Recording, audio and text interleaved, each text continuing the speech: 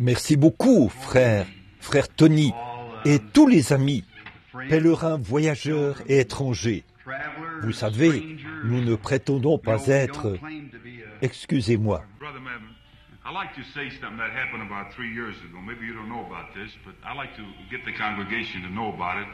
About 3 years ago, I was in a convention in Tulsa, Oklahoma, and I was just praying and fasting, and I was just starving, that some way, somehow, that I could get many, many souls. So I walked up to Brother Branham, and I said, Brother Branham, I said, will you pray that God this year will give me many, many, many souls? And he just laid his hand upon me, and he prayed. Now listen to this. 3 days later, a man walked up to me, and he says, how would you like to go to Brazil? He paid my way all out to Brazil. He bought me a new gospel tent, and I stayed out there for several months. And each day we had between 40 to 50 to 60 feet outside the tent. And God just give us many, many, many souls. So I just want to thank you, and God bless you. Que Dieu vous bénisse, frère. J'aime entendre de tels rapports qui font état du salut des âmes. Vous savez, c'est ça l'essentiel. Et nous sommes heureux d'être ici et de voir tant de nos amis qui viennent de différents coins du pays. Et le frère que voici est arrivé en ville. Et si j'ai bien compris, ce matin, son matériel de campagne a déjà été déchargé ici sur place, en vue d'un grand réveil. Ma sincère prière, frère, c'est qu'il vous donne un grand réveil et beaucoup d'âmes ici dans la ville. Et je suis heureux ce matin de voir beaucoup de mes amis dans le ministère. Frère Outlaw, là-bas, c'est quand je me suis levé que j'ai vu qu'il était là. Il vient de Phoenix. Et je suis très heureux de vous voir ici, frère Outlaw. Vous, les frères de Jéricho, qui venez nous rendre visite ici à Jérusalem. Nous sommes toujours heureux de les avoir parmi nous. C'est vrai, Tony. Donc, celle-là, je l'ai faite à Frère Williams, à Phoenix, il n'y a pas longtemps. Vous savez, et je dis, j'habite maintenant ici, à Tucson, vous savez. Alors je dois en quelque sorte soutenir cet endroit, voyez-vous, depuis là-haut, sur la montagne. Je regarde Jéricho en contrebas et je vois nos frères. Eh bien, nous avons toujours... Et frère Carl parlait du si grand nombre de gens qui ont parcouru 160 kilomètres pour venir ici de Phoenix. Combien ici viennent de Jeffersonville, dans l'Indiana? Levez-vous.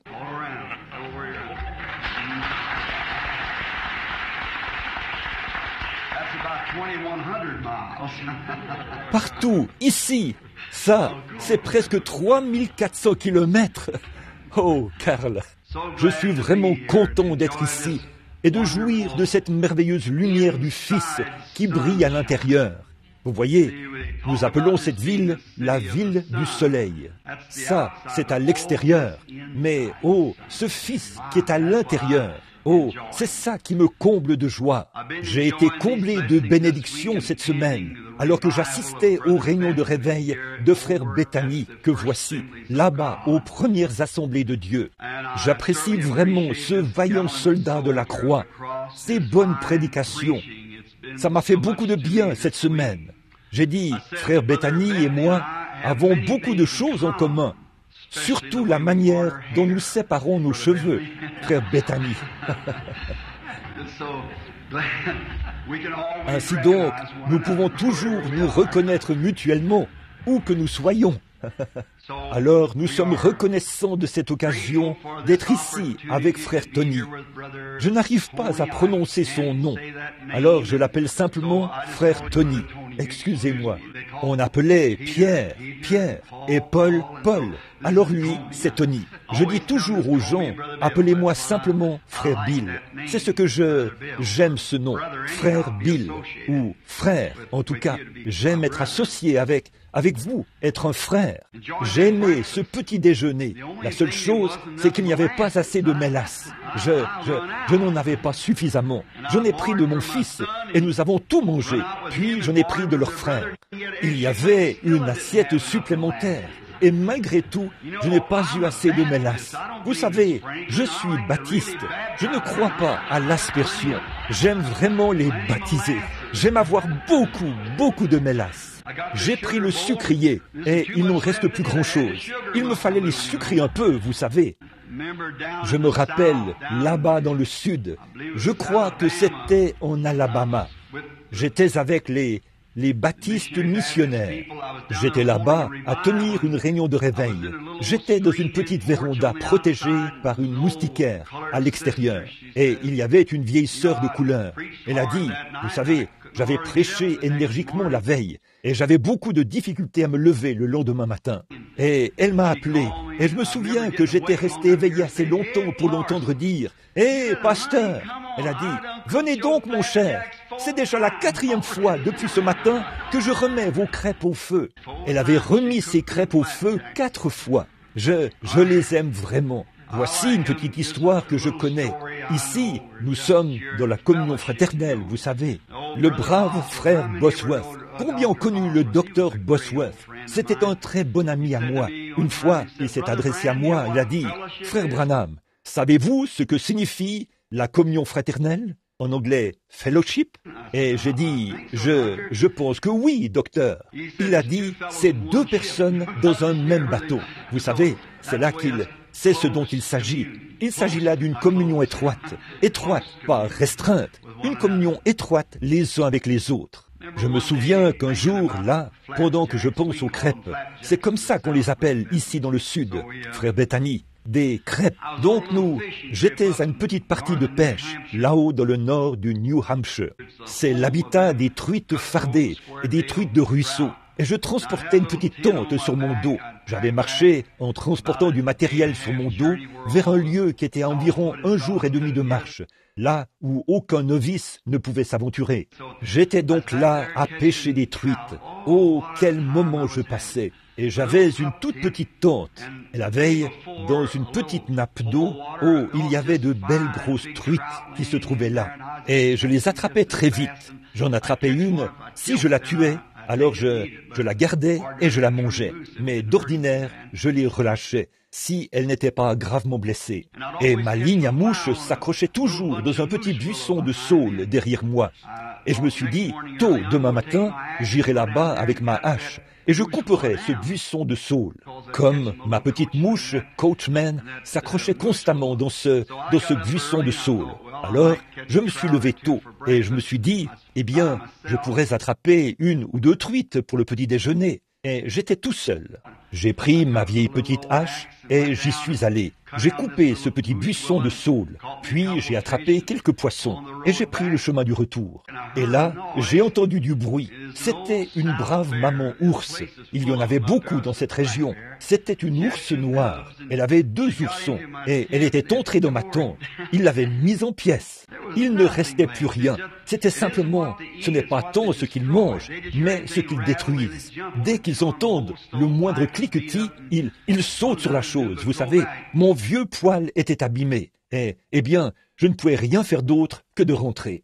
Et quand la brave maman ours m'a vu arriver, elle s'est enfuie en grommelant pour appeler ses petits. Et l'un d'eux l'a suivi. L'autre n'est pas venu. Eh bien, je me suis demandé pourquoi il ne l'avait pas suivi. Eh bien, j'avais un vieux pistolet rouillé là, dans la tente. Mais l'ours était assis sur ce pistolet. Eh bien, de toute façon, je n'aurais pas abattu cette brave ours et laissé 2 orphelins dans les bois. Alors et c'est sûr que si vous vous attaquez à une brave maman ours qui a des oursons, elle vous griffera certainement. Vous savez, elle devient en quelque sorte agressive quand qu'elle pense que vous voulez vous en prendre à ses oursons. Donc, ce petit était assis là. C'était un tout petit ourson. Il avait l'air de peser environ 9 kilos, entre 7 et 9 kilos. C'était tout au début. Ça ne faisait pas longtemps que leur hibernation était terminée. Et ce petit avait le dos tourné à moi. Il était tout courbé, comme ceci. Eh bien, me suis-je dit, qu'est-ce qui captive autant ce petit? La brave maman ours et l'autre ourson se tenaient plus loin, et elle n'arrêtait pas de grommeler pour qu'il les rejoigne. Mais il ne faisait aucun cas d'elle. Je me suis dit, qu'est-ce qu'il a, ce petit? J'ai repéré un arbre où je pouvais me réfugier si elle s'en prenait à moi. Alors, je me suis dit, il faut que je voie ce qui fascine tant ce petit. D'habitude, il s'enfuit. Alors, j'ai continué à faire le tour en la tenant à l'œil, jusqu'à ce que je me retrouve sur le côté. Et vous seriez surpris de savoir ce qu'il faisait. Ce petit s'était emparé de mon bocal de mélasse. qui contenait près de 2 litres de mélasse. Et il en avait fait sauter le couvercle. Ils aiment ce qui est sucré de toute façon, vous savez. Il ne savait pas comment boire cela. Alors, il plongeait simplement sa petite patte là-dedans, puis il la léchait, comme ceci, vous savez, quand il la ramenait vers lui. Et il ne pouvait pas. Je lui ai crié après, j'ai dit, « File d'ici !» Et il s'est retourné. Il n'arrivait pas à ouvrir les yeux. Il avait de la mélasse dans les yeux, vous savez. Il regardait, vous savez, et il avait nettoyé ce bocal, et c'était propre au possible. Je me suis tenu là, et j'ai ri. Et tout ce temps, je n'avais pas d'appareil photo pour en prendre une photo, voyez-vous. Et il était là. Puis, quand il a eu fini de bien lécher cela, vous savez, de vraiment bien lécher tout le bocal, il est allé vers sa brave mère et son jeune frère. Et ils ont léché ce petit. Alors, je me suis dit, ça, c'est comme une bonne réunion pentecôtiste à l'ancienne mode, quand on plonge les mains jusqu'au coude dans le pot de miel, et que par la suite, on va en parler à quelqu'un d'autre, et on les laisse nous lécher pendant un moment. Vous savez, c'était tout simplement une bonne réunion où on se régale. Vous savez, c'est, à mon avis, ce que faisait ce petit ours. Eh bien, aussi longtemps qu'il léchait la mélasse, il n'y avait en lui aucune condamnation, vous savez. C'est donc comme ça qu'on se sent dans une bonne réunion à l'ancienne mode. Il n'y a pas à être guindé, il n'y a pas à être quoi que ce soit. On ne fait que s'asseoir là et lécher. C'est tout.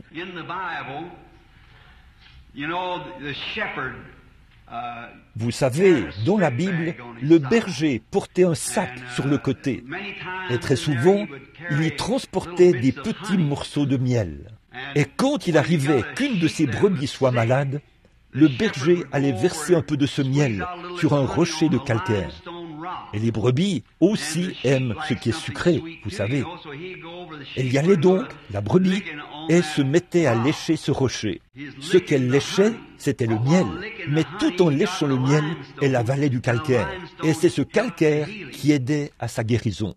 J'ai ici un sac rempli de miel, et je vais en mettre sur ce rocher, Jésus-Christ.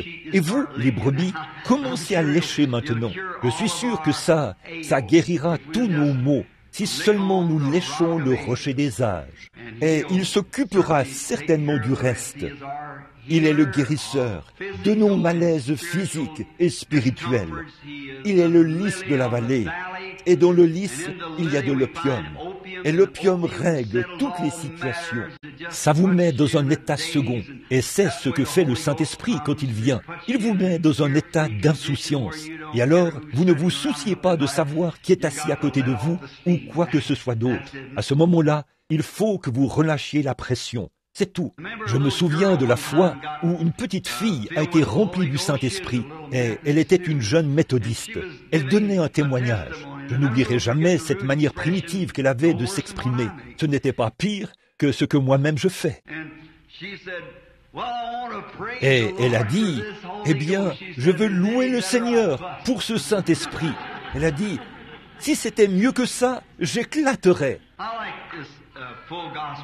J'aime ces réunions que l'on organise à l'occasion de la convention des hommes d'affaires du plein évangile. Et vous savez, j'ai été ordonné il y a quelques années, il y a environ 35 ans, dans l'église baptiste missionnaire. Et là, pendant des années, j'ai essayé d'être un fidèle ministre de l'Évangile et fidèle à tout ce qui, à ma connaissance, était juste. Puis, après que j'ai eu la grande vision, je n'avais jamais entendu parler du pentecôtisme.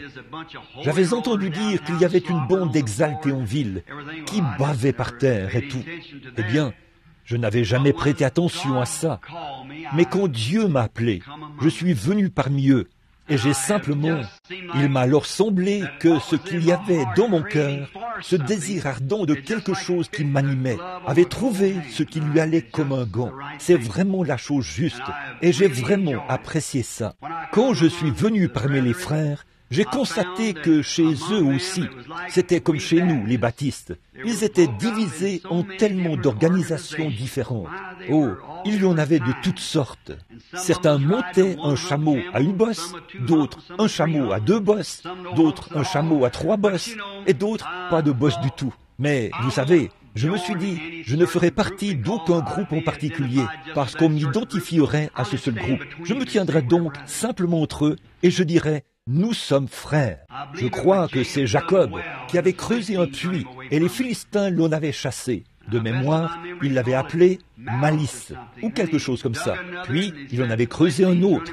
Les Philistins l'en ont chassé, et il l'a appelé Querelle.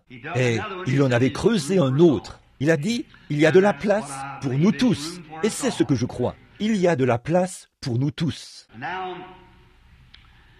Ainsi donc, la seule chose dont je fais partie depuis que je suis dans le mouvement du plein évangile, je suis l'un de vous. Et à mon avis, c'est ce qu'il y a de plus proche du ciel. S'il y a quelque chose qui est plus proche encore, je tâcherai de trouver cela. Mais c'est ceci que j'ai trouvé et j'aime ceci. Je m'en tiendrai à ceci jusqu'à ce que quelque chose de mieux arrive. Et je m'attends à ce que quelque chose de mieux arrive. Comme Pierre l'a dit, le jour de la Pentecôte, il a dit, ceci, c'est cela. Et si ceci n'est pas cela, alors je garderai ceci jusqu'à ce que cela arrive. Alors, je vais simplement m'en tenir à ceci, parce que c'est très bien. Puis j'ai vu que ces hommes d'affaires chrétiens, ces hommes d'affaires du plein évangile, avaient adopté à peu près la même position, dans la brèche, entre les belles grandes organisations des églises, pour essayer de créer un pont pour quelque chose, c'est-à-dire amener la communion fraternelle, pour combattre, non pas dans le but de démolir quelque organisation que ce soit, ou de faire en sorte que tous entrent dans une seule organisation, mais simplement pour amener la communion fraternelle. Et c'est pour cette raison que je me suis joint à vous. Et ceci, c'est la seule organisation dont je fais partie, l'association des hommes d'affaires du plein évangile. Parce qu'elle essaye de faire ce que je pense être, ce qui pourrait rendre un grand service à Dieu et à son Église, pour que règne parmi nous ce sentiment que nous ne sommes pas séparés. Nous sommes frères et nous avons tous reçu le même Saint-Esprit. Maintenant, Dieu vous a donné le Saint-Esprit, il a aussi donné le Saint-Esprit à l'autre personne. C'est comme le groupe des Branham. J'ai 9 frères et il y en a qui sont gros et petits, grands et minces, et moi, je suis monsieur entre deux. Donc, il y en a de toutes sortes. Certains ont les cheveux blonds, d'autres ont les cheveux noirs, et d'autres, rien du tout. Et là encore, je suis monsieur entre deux. Mais alors, dans tout ça, nous restons des frères. Nous avions l'habitude d'aller dans la cour de derrière, quand nous nous battions. Mais quand nous nous retrouvions dans la cour avant, et que quelqu'un s'attaquait à un Branham, c'était vraiment dommage pour lui. C'est donc ainsi que nous devrions être, à mon avis. Voyez-vous, parfois, Dieu fait des choses qui, de notre point de vue, ne semblent pas correctes. Mais toutefois, si c'est Dieu qui le fait, disons simplement Amen. C'est Dieu qui le fait de toute façon, voyez, et nous attendons impatiemment ce moment où j'étais assis là dimanche soir dernier, pendant le service, alors que frère Bethany prêchait sur la marque de la bête. Et cet homme a relevé un point capital qui a rempli mon âme de joie. Il a dit que plus loin sur le chemin, quelque chose de plus grand nous attend, ou quelque chose comme ça, quelque chose que Dieu est sur le point de faire. Moi aussi, je le crois, pour tout terminer et faire monter l'Église dans la gloire. Comme c'est merveilleux. Eh bien, ne soyons donc pas paresseux au point où nous... Souvenez-vous, Dieu ne change jamais ses voies. Reste, parce que sa parole, il est la parole. Et sa parole ne peut pas faillir. Il est infini. Par conséquent, si Dieu prend une décision au sujet de quelque chose, cette décision restera toujours la même. Il ne peut pas revenir pour dire « je me suis trompé ». Voyez, je peux le faire, vous pouvez le faire, mais Dieu ne le peut pas, parce qu'il est infini. Voyez, sa première décision est éternelle. Quand Dieu a donné à l'homme les meilleures fortifications dont il disposait pour l'y attacher, pour le garder à l'intérieur. Dieu a donné à l'homme sa parole, dans le jardin d'Éden, sa parole. Et Ève, par cette inconcevable, définitive et grave, l'une des choses les plus inconcevables qu'elle ait jamais faites, ou qu'elle aurait jamais pu faire, c'était de raisonner avec la parole de Dieu. Nous ne raisonnons pas, nous la croyons. c'est tout. Eh bien, Dieu n'a jamais exigé quoi que ce soit d'autre que de croire sa parole. C'est vrai, sa parole, nous devons rester derrière elle. Maintenant, voici ici un petit quelque chose. Vous savez qu'un jour, la Bible avait prédit la venue d'un grand prophète qui rassemblerait Israël. Et quand il est venu, savez-vous qu'il a marché au milieu des gens et ils ne l'ont pas su. Et un jour, Jésus parlait à ses disciples. Il a dit, « Voici, le Fils de l'homme montera à Jérusalem. » Et ainsi de suite. Ils ont dit, « Pourquoi les scribes ?» Autrement dit, ceux qui écrivaient les Écritures. Pourquoi les scribes disent-ils qu'Élie doit venir premièrement et rétablir toutes choses? Il a dit, je vous le dis en vérité, Élie viendra premièrement, mais je vous dis qu'Élie est déjà venu, mais vous ne l'avez pas su. Vous voyez, il a été parmi eux, ils ne l'ont pas su. Il en est de même du Fils de l'homme. Ils ont compris qu'il parlait de Jean-Baptiste. Maintenant, voyez, il n'était qu'un excentrique qui se tenait quelque part au bord du fleuve, un barbare qui essayait de noyer les gens dans l'eau et tout. Il avait un message vraiment étrange, mais c'était le précurseur de Dieu. Et c'est passé, et ils ne l'ont pas su. Jésus est venu. Je pense qu'un tiers des Juifs de cette époque n'avaient jamais entendu parler de Jean. J'imagine que quand Jésus était sur la terre, très peu de Juifs, pas même 1/100 de la population de la terre, ne savaient qu'il était là. Il était venu et était reparti.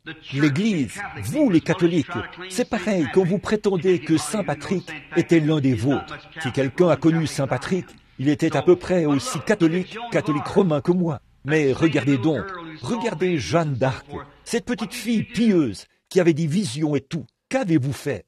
Vous l'avez brûlée sur le bûcher comme sorcière. C'est après son départ que vous avez su qu'elle était une sainte. Voyez? Savez-vous quoi? Ne serait-ce pas horrible? Car Jésus a dit, ce qui arriva du temps de Noé arrivera de même à l'avènement du Fils de l'homme, où 8 personnes furent sauvées à travers l'eau. Qu'en serait-il si l'enlèvement avait lieu aujourd'hui et qu'il en prenait 2 à Tucson, 1 à Phoenix et partout ailleurs dans le monde, comme ce sera le cas lors de l'enlèvement universel. Et ceux qui ressusciteront d'entre les morts iront discrètement à sa rencontre dans les airs. Ce sera là quelque chose de mystérieux. Et alors, un de ces jours, le jugement frappe la terre. Vous dites, eh bien, l'enlèvement ne devait-il pas avoir lieu premièrement? Cela s'est déjà produit et vous ne l'avez pas su. Pensez au nombre de personnes qui disparaîtront aujourd'hui partout dans le monde et que rien ne sera dit à ce sujet. Vous n'en saurez rien. Il pourrait y avoir 500 personnes dans le monde aujourd'hui qui soient portées disparues et vous n'en saurez rien. Nous vivons à une époque très particulière. Réparons nos lampes. Je ne dis pas qu'il en sera ainsi. Je dis, qu'en est-il s'il en était ainsi? Alors, le jugement frapperait, l'enlèvement aurait eu lieu. Voyez, il est déjà venu et vous ne l'avez pas su. Alors, quand nous nous rassemblons dans ces réunions, rassemblons-nous dans un seul but, celui de servir Dieu. Consacrons nos vies aux choses sérieuses. Quel bien cela nous fait-il d'imiter quelque chose? Pourquoi accepterions-nous de prendre un substitut alors que les cieux tout entiers sont remplis de la puissance et des bénédictions authentiques de la Pentecôte? Pourquoi devrions-nous accepter de prendre un substitut? Vous n'épuiserez pas les bénédictions de Dieu. Demandez abondamment. Pouvez-vous imaginer un petit poisson d'à peu près 1 centimètre, là-bas au milieu de l'océan, qui dirait « Je ferais mieux de boire de cette eau avec retenue. Je pourrais en manquer. » Eh bien, ça a l'air ridicule. Or, c'est plus ridicule de penser que vous pourriez épuiser la bonté de Dieu.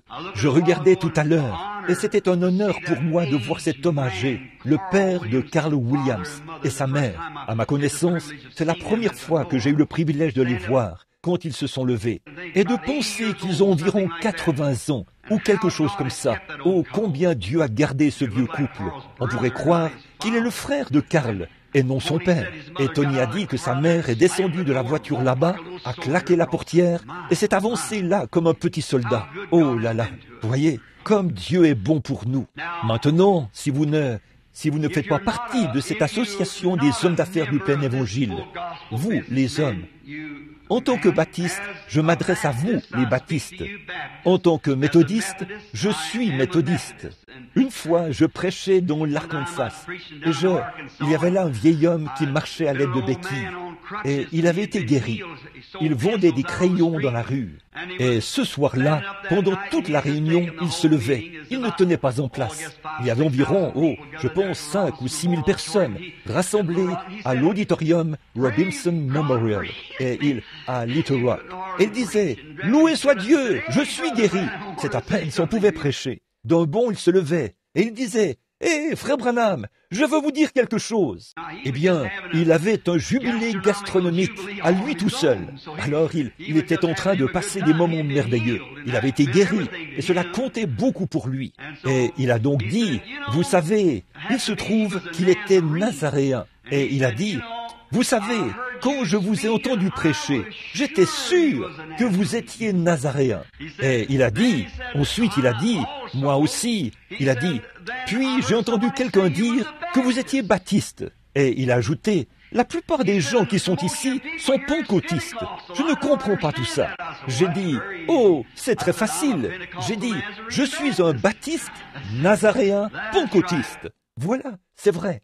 Nous sommes des chrétiens, nés de son esprit, lavés dans son sang, et nous attendons la venue de notre Seigneur. Que le Seigneur vous bénisse. Si vous êtes un homme d'affaires ou quoi que ce soit d'autre, permettez-moi de vous dire quelque chose. Venez avoir de la communion fraternelle. Ne vous contentez pas d'avoir une communion fraternelle qui se limite à serrer la main à un groupe d'hommes, mais recevez ce qu'ils ont. Le Saint-Esprit, c'est ce qui produit la vraie communion fraternelle. Vous savez, vous ne pouvez rien fabriquer. On ne vous demande pas de fabriquer quoi que ce soit. Il n'est pas demandé à l'Église de produire ou de fabriquer du fruit. Vous devez porter du fruit.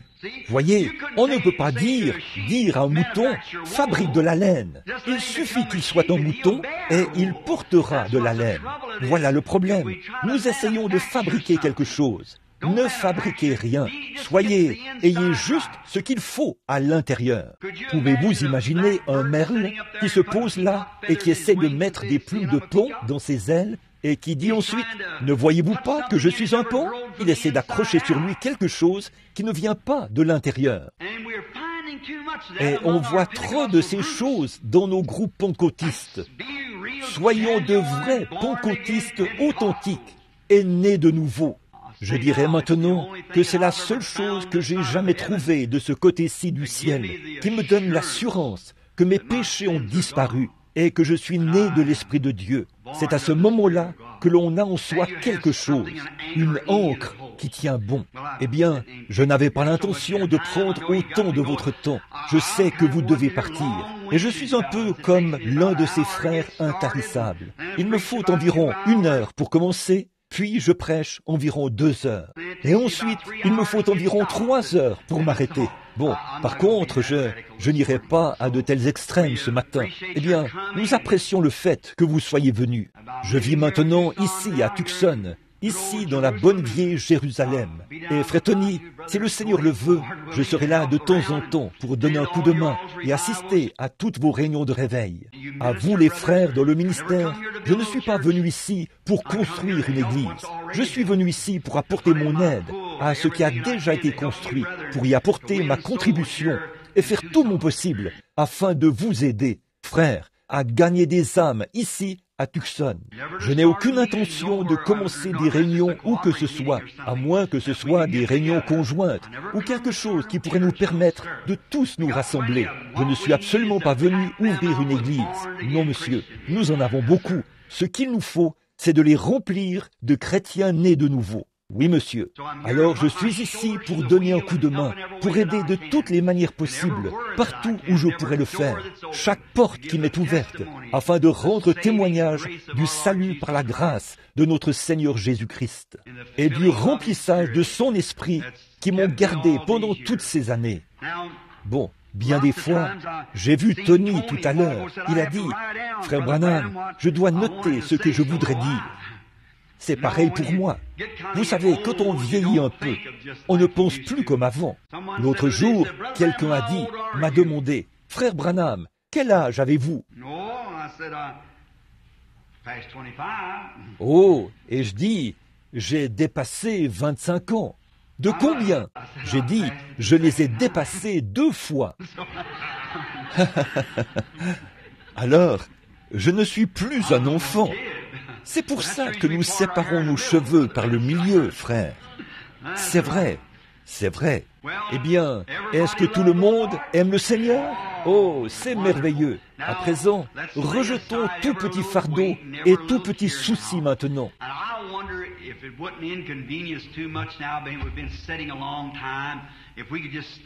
Et comme nous sommes assis là depuis un long moment, je me demande si ça ne nous dérangerait pas trop de bien vouloir nous lever juste un instant pour prier.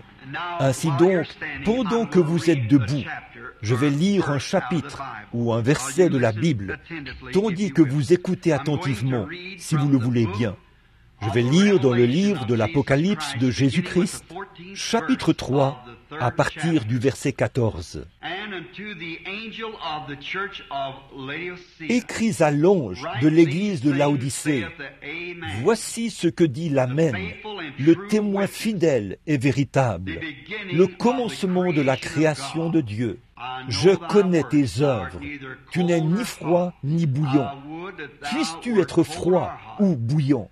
Ainsi, parce que tu es tiède, que tu n'es ni froid ni bouillant, je te vomirai de ma bouche. Parce que tu dis, je suis riche, me suis enrichi, je n'ai besoin de rien. Et parce que tu ne sais pas que tu es malheureux, misérable, pauvre, aveugle et nu. Je te conseille d'acheter de moi de l'or éprouvé par le feu, que tu deviennes riche, et des vêtements blonds, afin que tu sois vêtu, et que la honte de ta nudité ne paraisse pas, et un collier pour oindre tes yeux, afin que tu vois. Moi, je reprends et je châtie tous ceux que j'aime. Aie donc du zèle et repens-toi. Voici, je me tiens à la porte et je frappe. Si quelqu'un entend ma voix et ouvre la porte, j'entrerai chez lui, je souperai avec lui et lui avec moi. Celui qui vaincra, je lui donnerai de s'asseoir, le ferai asseoir avec moi sur mon trône. Comme moi aussi j'ai vaincu et me suis assis avec mon Père sur son trône. Que celui qui a des oreilles entende ce que l'Esprit dit aux églises. Avec nos têtes inclinées et nos cœurs aussi, prions. Seigneur Jésus, nous te remercions ce matin. Ô notre noble et bienveillant Dieu, toi qui as ressuscité le Seigneur Jésus d'entre les morts et qui nous l'as présenté ce matin sous la forme du Saint-Esprit qui courtise nos cœurs afin que nous ayons une marche plus intime avec lui. En effet, nous voyons que le jour tire à sa fin. Le jour du temps disparaîtra bientôt pour céder place à l'éternité. Nous nous approchons du rivage. Nous pouvons entendre les vagues qui déferlent.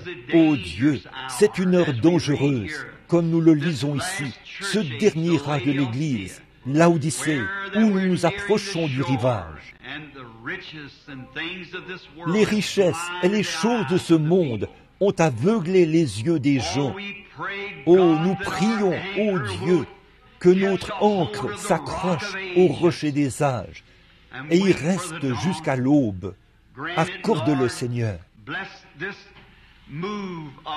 Bénis ce mouvement de Dieu que l'on appelle le chapitre des hommes d'affaires du plein évangile.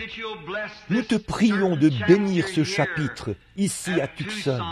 Puisse-t-il croître au point où ce ramadan sera obligé de détruire ses murs et de s'agrandir, afin de pouvoir accueillir le nombre de chrétiens nés de nouveau qui viendront. Accorde-le. Bénis le frère qui vient pour tenir des réunions de réveil sous la tente en ville.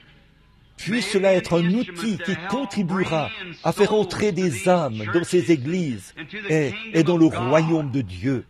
Bénis frère Bethany, là-bas à la première assemblée, alors qu'il y poursuit son grand travail pour le royaume de Dieu, Seigneur. Oh, combien nous te prions d'aller de l'avant avec lui et avec les églises partout au pays. Maintenant, alors que nous nous attendons à toi, puisse le Saint-Esprit nous donner l'interprétation et mettre en lumière le contexte de ce texte, car c'est au nom de Jésus que nous le demandons. Amen.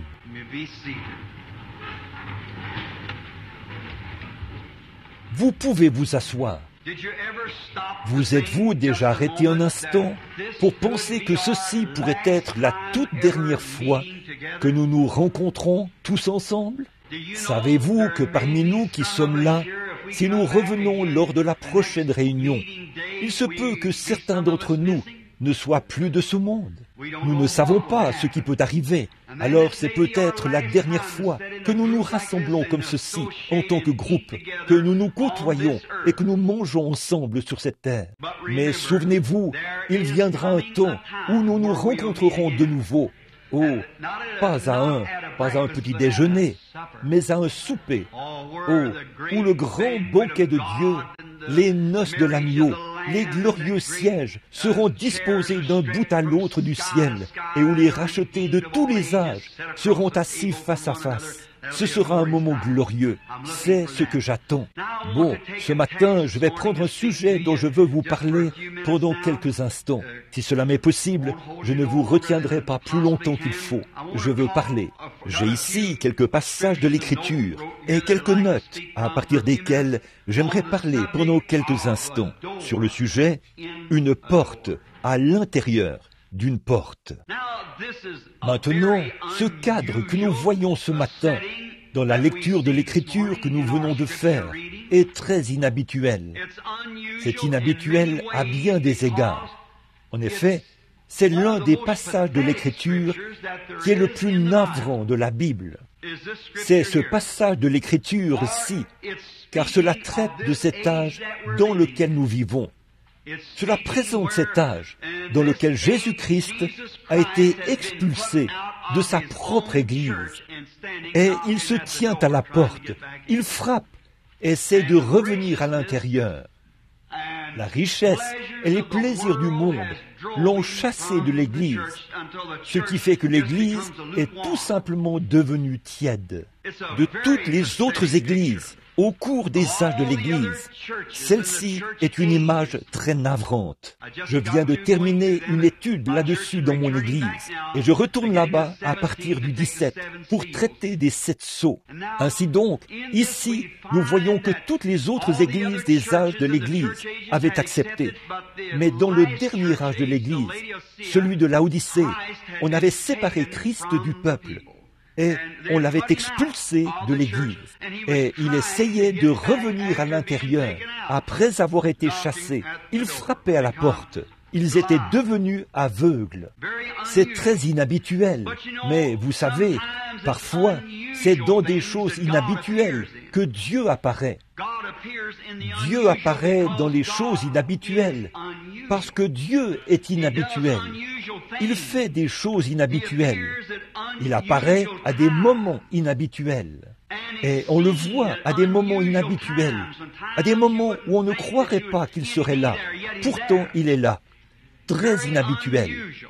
Il agit de manière mystérieuse, dit la Bible, pour accomplir ses prodiges. Par conséquent, c'est ce qui fait qu'il est inhabituel. Et c'est ainsi, nous suivons la tendance habituelle des choses et nous manquons Dieu. Bien des fois, c'est ce qui est inhabituel, qui fait descendre Dieu, les choses inhabituelles. Quelque chose, nous nous attachons tant à un certain credo, ou à quelque chose que nous essayons de servir. Et là, si tout ne se passe pas exactement comme nous pensons que cela le devrait, alors nous rejetons cela. Ce n'est pas de Dieu. Nous commettons là une terrible erreur. Dieu se manifeste, et ensuite il se cache dans la chose même dans laquelle il se manifeste. Voyez, il peut se manifester dans quelque chose, puis se retirer et se cacher.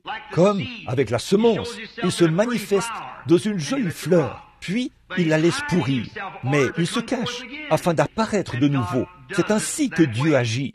Il est très inhabituel. Il a des moments inhabituels, des manières inhabituelles. Et parfois, c'est dans des petites choses. Bien des fois, nous manquons de trouver Dieu parce que selon nous, c'est trop petit. Je réfléchissais à ça il y a quelques instants, quand nous parlions du fait que le chapitre est petit, ou du petit nombre de gens que nous avons. Eh bien, j'ai eu le privilège de m'adresser à de grandes foules. À Bombay, en Inde, il y avait 500 000 personnes dans une seule réunion. En Afrique du Sud, peut-être qu'il y avait 250 000 personnes lors d'une seule réunion. Mais là où j'ai passé les moments les plus agréables et les plus bénis, c'est quand nous avions de petites réunions de prière dans des foyers. Dieu est dans les lieux inhabituels et dans les choses inhabituelles.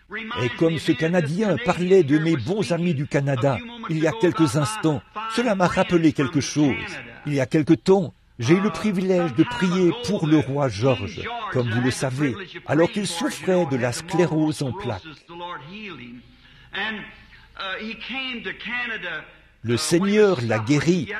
Il était venu au Canada alors qu'il souffrait encore de cette sclérose en plaques. C'était un brave homme.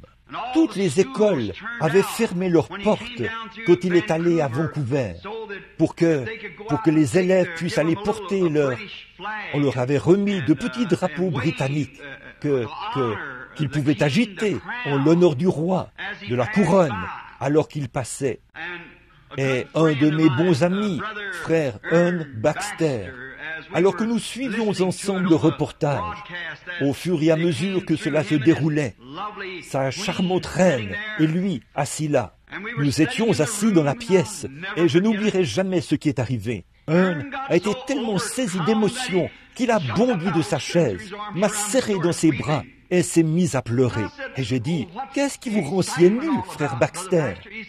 Il a dit, « Frère Branham, voilà mon roi. » Je me suis dit, c'est le fait de savoir que son roi est en train de passer là, peut produire un tel effet sur un Canadien. Qu'est-ce que cela devrait faire à une église née de nouveau quand Jésus est en train de passer là? Malgré sa sclérose en plaques, il était assis là dans son char, sa voiture, bien droit, quoiqu'il ait dit qu'il souffrait atrocement d'ulcères et d'un terrible mal de dos. Les enseignants avaient fait sortir tous les enfants pour qu'ils aillent agiter leurs drapeaux.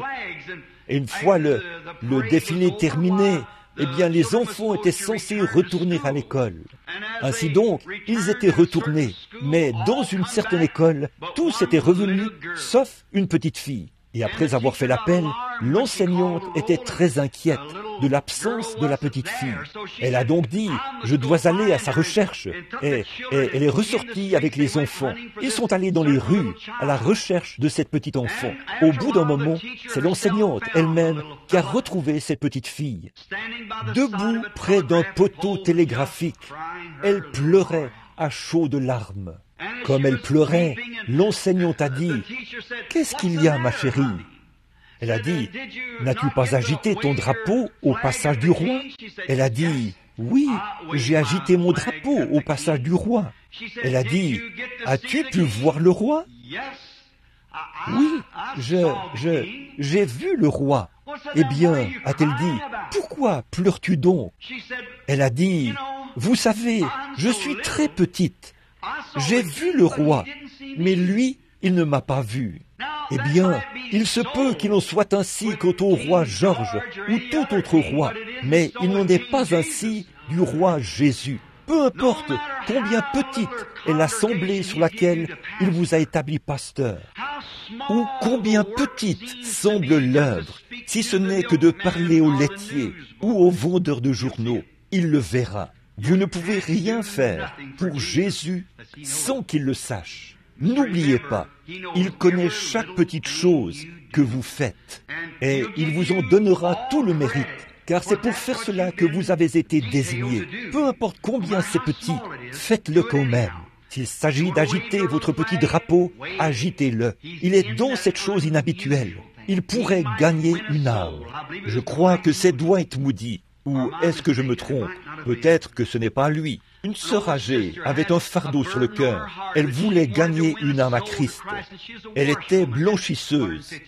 Ça fait 150 ans, je pense. Elle a mis de l'argent de côté jusqu'à ce qu'elle ait économisé $3. Et elle a loué une vieille écurie qui lui a coûté $1 pour la semaine. Elle y est allée, elle a nettoyé elle-même. Elle a pris son bon de lavage et on a fait un hôtel. Puis, elle a installé une chaire. Et ce vieux bon de lavage avait encore des traces d'eau savonneuse. Et elle a pris des tracts et elle a commencé à les distribuer. C'était au tout début de ce pays, l'Amérique, et tout le monde regardait ça et le jetait par terre. Elle était méthodiste. Ainsi donc, les gens jetaient cela par terre. Et en ce temps-là, les méthodistes étaient comme les pentecôtistes aujourd'hui. On les considérait comme une bande de fanatiques. Ils étaient étendus par terre dans des écoles. Ils tombaient sous la puissance de Dieu. Et on leur versait de l'eau sur le visage. Et ne me dites pas le contraire. J'ai assisté à leurs réunions, voyez. Et si seulement on les avait laissés tranquilles, au lieu de leur faire un pas en arrière, si on les avait simplement laissés aller de l'avant, ils auraient été pentecôtistes, vous voyez. Mais là, cette pauvre vieille femme distribuait des tracts, et père, tout le monde les jetait dans la rue. Et elle était là à pleurer parce qu'on l'avait rejetée, alors qu'elle avait mis tant d'efforts pour faire venir un ministre dans la ville afin qu'il tienne des réunions de réveil. Et ce ministre devait arriver ce soir-là. Elle s'en allait. Et il y avait là un petit garçon qui portait, là-bas dans le sud, on appelle ça des bretelles. Vous savez, il portait des bretelles. Ses cheveux en bataille lui descendaient dans le cou. Il s'est approché et a dit, « Hé, madame, qu'est-ce que vous distribuez ?» Et elle a dit, « C'est un tract, mon chéri, a-t-elle dit. »« Eh bien, a-t-il dit, je ne sais pas lire. » Il a dit, « Ça parle de quoi ?» Elle a dit, « Eh bien, nous aurons une réunion à l'ancienne écurie ce soir. » Il a dit, « Merci, puis-je en avoir un ?» a-t-il dit. « Oui. » Et il l'a mis dans sa poche. À la réunion ce soir-là, savez-vous qui était là? Ce brave et fidèle pasteur et la dame. Ce sont les seuls qui étaient à la réunion. Le brave vieux soldat, peu lui importait qu'il y en ait un seul ou 1000. Il a pris son texte, s'est tenu là et a prêché à la dame, aussi fidèlement qu'il l'aurait fait devant 10 000 personnes. Qui est-ce qui s'est présenté à la porte? Le pas mal assuré, vers le début de la prédication, nul autre que ce petit garçon, aux cheveux en bataille. Ce soir-là, il s'est retrouvé à l'hôtel. Si je ne me trompe pas, c'était le petit Dwight Moody qui a envoyé un demi-million d'âmes à Christ. Vous voyez, oh là là, que de grandes réunions avaient cours, des choses qui en mettaient plein la vue. Vous voyez, Dieu est dans les choses inhabituelles. Dieu apparaît de manière inhabituelle. Gardez bien cela à l'esprit. Maintenant, je n'arrive pas à me souvenir de l'artiste qui a peint ce tableau de Jésus qui frappe à la porte. C'est un artiste grec. Je n'arrive pas à me souvenir du nom de cet homme en ce moment, mais il avait passé pratiquement toute sa vie à peindre ce tableau. Et voyez-vous, avant qu'il puisse être exposé au Panthéon, il doit d'abord passer par la galerie des critiques. Tout grand tableau suit obligatoirement ce processus. Il doit passer par la critique. Oh, comme j'aurais souhaité avoir ce quelque chose qu'il faut pour présenter ça à cet auditoire ce matin.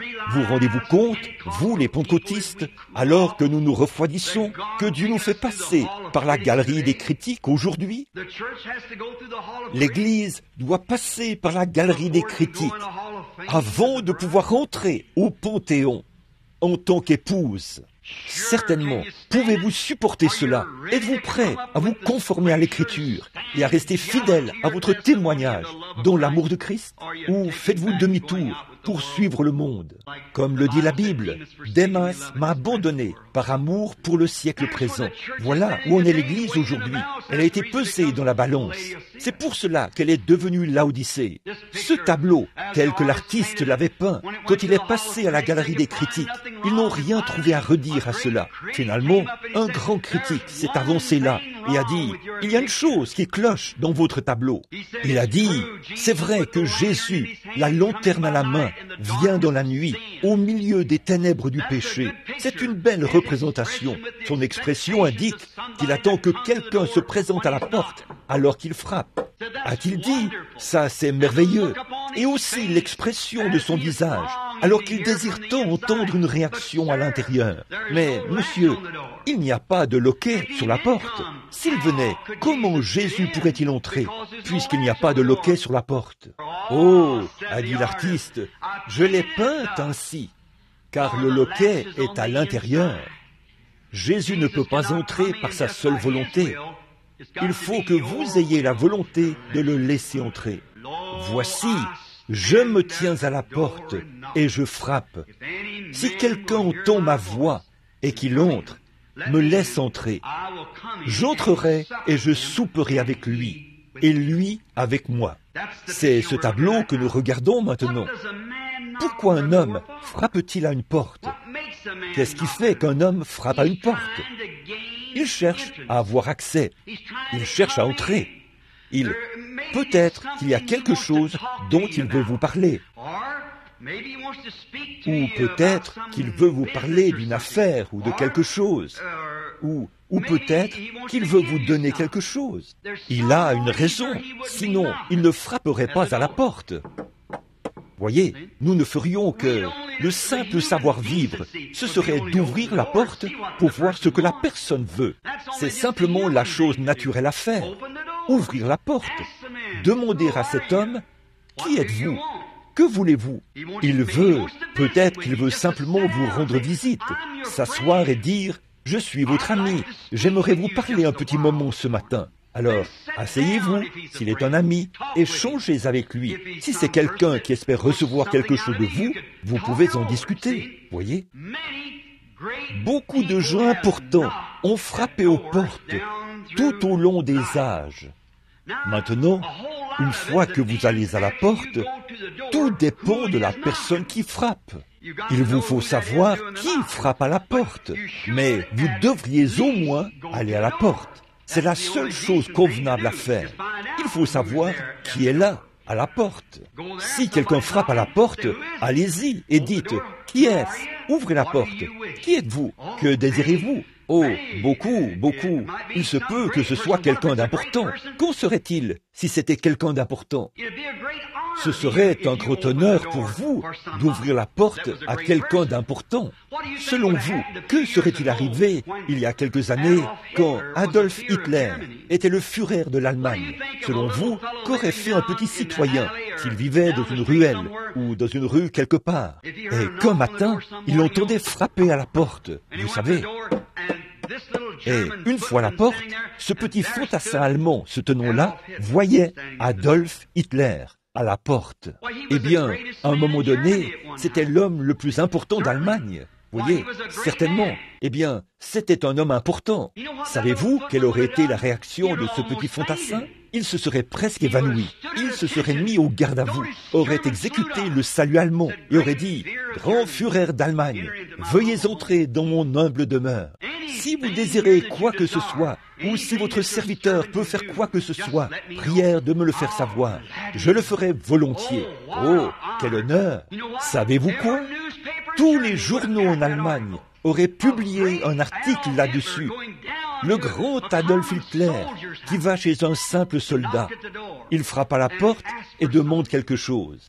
Hitler demande quelque chose à un fantassin, qu'il aille chez lui et honore de sa présence à maison. Eh bien, ce serait vraiment extraordinaire que... Si vous étiez en Italie, du temps de Mussolini, en fait, Mussolini était le dictateur de Rome, de l'Italie. Qu'en serait-il si un pauvre dans la rue entendait frapper à sa porte un matin et que là, à la porte, se tiendrait Mussolini? Oh là là, son cœur aurait frémi. Eh bien, grand dictateur, votre Excellence, veuillez entrer dans ma maison. Tout tremblant et frémissant, que puis-je faire pour vous? Y a-t-il quelque chose ici que vous aimeriez avoir? Y a-t-il quelque chose que votre serviteur puisse faire pour vous? Oh, ça aurait été un grand honneur pour tout Romain d'accueillir Mussolini chez lui. Ou qu'en serait-il si la reine d'Angleterre venait ici à Tucson aujourd'hui, si elle atterrissait ici dans un aéroport et venait dans l'une de nos maisons ici, l'un de nous ne sommes que des gens ordinaires. Et si la reine d'Angleterre partait d'Angleterre, traversait la mer, atterrissait ici à l'aéroport, et qu'on l'emmenait en taxi, puis qu'elle venait frapper à votre porte, et que vous, une dame ou un monsieur honorable, vous avanciez là à la porte et disiez « Bonjour » et qu'elle était là comme une femme ordinaire, vous diriez « Bonjour, qui êtes-vous » ? Je suis la reine d'Angleterre. Puis elle ferait connaître son identité. Oh là là, quel honneur, que de considération. Ce serait annoncé dans tous les journaux de Tucson, de ceux de tous les États-Unis, ainsi que sur la chaîne nationale, que la grande reine d'Angleterre est venue jusqu'à Tucson, en Arizona, et vous a rendu visite, à vous, une personne pauvre, de s'être humilié ainsi pour venir à ma porte ou à votre porte, donnerait davantage de dignité à la reine. Eh bien, savez-vous ce qu'elle dirait? Bien qu'elle ne soit pas, vous n'êtes pas sous sa souveraineté, mais c'est quand même une personne importante. Elle est la plus grande reine du monde. Sur le plan national, elle est la plus grande reine nationale du monde. Eh bien, vous diriez, Sa Majesté la Reine, veuillez entrer dans ma maison. S'il y a quoi que ce soit que vous désirez prendre ici, ou si vous voulez faire quoi que ce soit, faites comme chez vous. Eh bien, certainement, tous les journaux en parleraient. Ou même, ce matin, si notre président, Kennedy, venait à votre porte. Oh, il se peut que vous ne soyez pas d'accord avec lui au sujet de la politique, mais vous le laisseriez quand même entrer. Pourquoi? Non pas parce que c'est juste un homme, mais à cause de qui il est. C'est le président des États-Unis. Et pourtant, il se peut que nous soyons en désaccord avec lui, je le serais, par rapport à la politique. Mais pourtant, vous seriez honoré que le président Kennedy vienne à votre porte. Et s'il faisait un voyage spécial pour venir à votre porte, eh bien, partout aux nouvelles, on dirait « L'humble monsieur Kennedy, président des États-Unis, a pris un vol à destination de Tucson, Arizona, pour se rendre chez Jean un tel. Quel grand honneur ce serait pour lui, et quel honneur ce serait pour vous. Eh bien, vous ne voudriez en aucun cas lui fermer la porte, certainement pas. Vous le recevriez certainement, parce que c'est un homme important. Mais qui est plus important que Jésus? Et on lui ferme plus de portes qu'à tous les dictateurs, les rois et les potentats du monde. Oui, je me tiens à la porte et je frappe. Si quelqu'un entend ma voix et ouvre la porte, j'entrerai et je souperai avec lui. Oh, ces petits coups qu'on entend frapper à la porte. Bien des fois, Jésus frappe à la porte de notre cœur. Voilà où en est l'Église aujourd'hui. Ces petits coups, vous les ressentez sans doute en ce moment même. Qu'est-ce que c'est? C'est Jésus qui essaie d'entrer, d'avoir accès à la porte de votre cœur. Il veut vous parler un petit moment. Et si vous pouvez honorer le président, qu'en est-il de Jésus? Si pour rien au monde, vous ne fermeriez la porte au président, comment donc pouvez-vous fermer la porte à Jésus? Le président n'est qu'un homme, il doit mourir. Mais Jésus est votre Dieu, il est votre juge. Non seulement cela, mais celui-là même qui sera votre juge est en ce moment votre sauveur. Maintenant, le président pourrait vouloir vous ordonner de vous engager dans l'armée. Il pourrait vous ordonner de faire quelque chose d'horrible.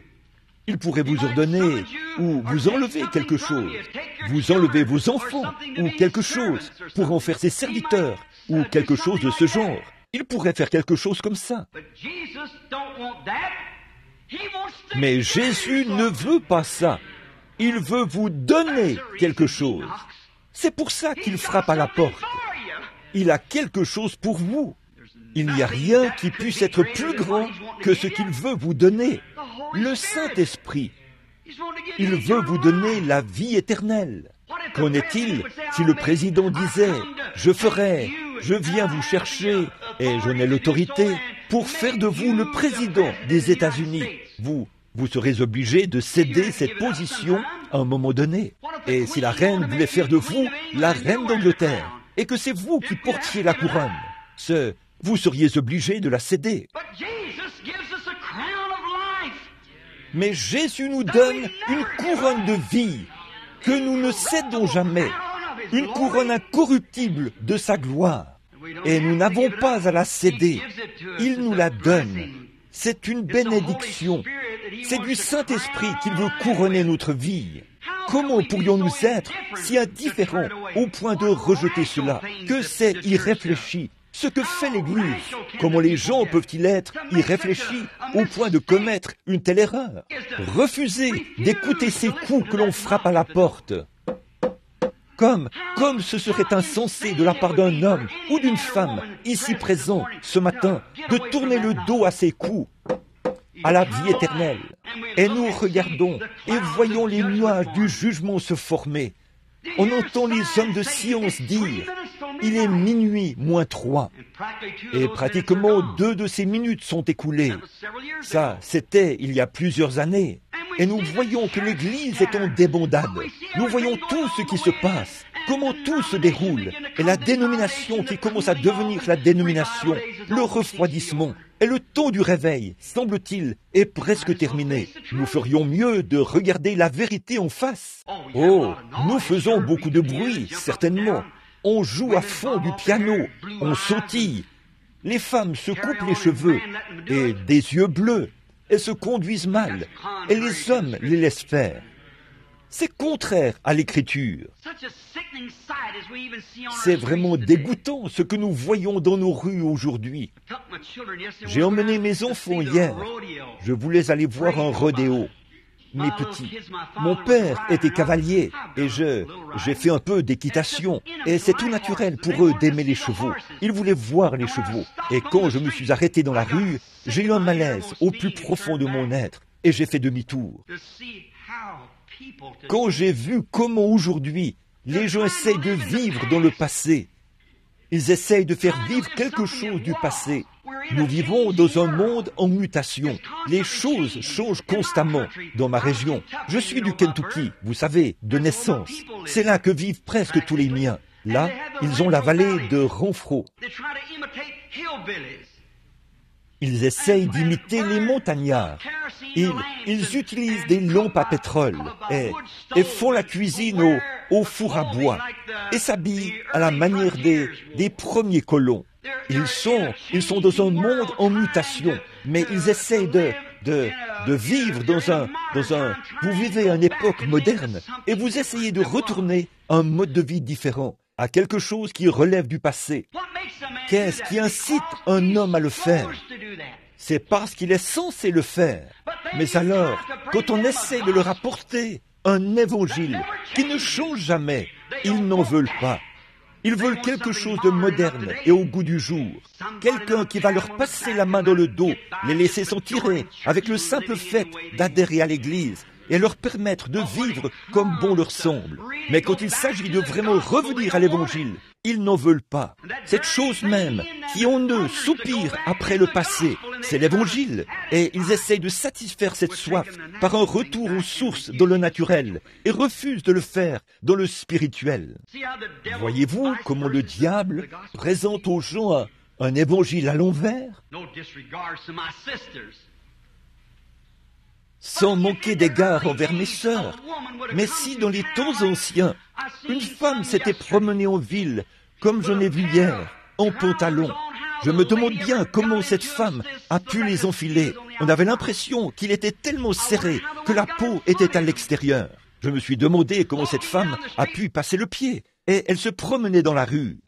Alors que la Bible dit, celle qui met un vêtement d'homme est une abomination aux yeux de Dieu.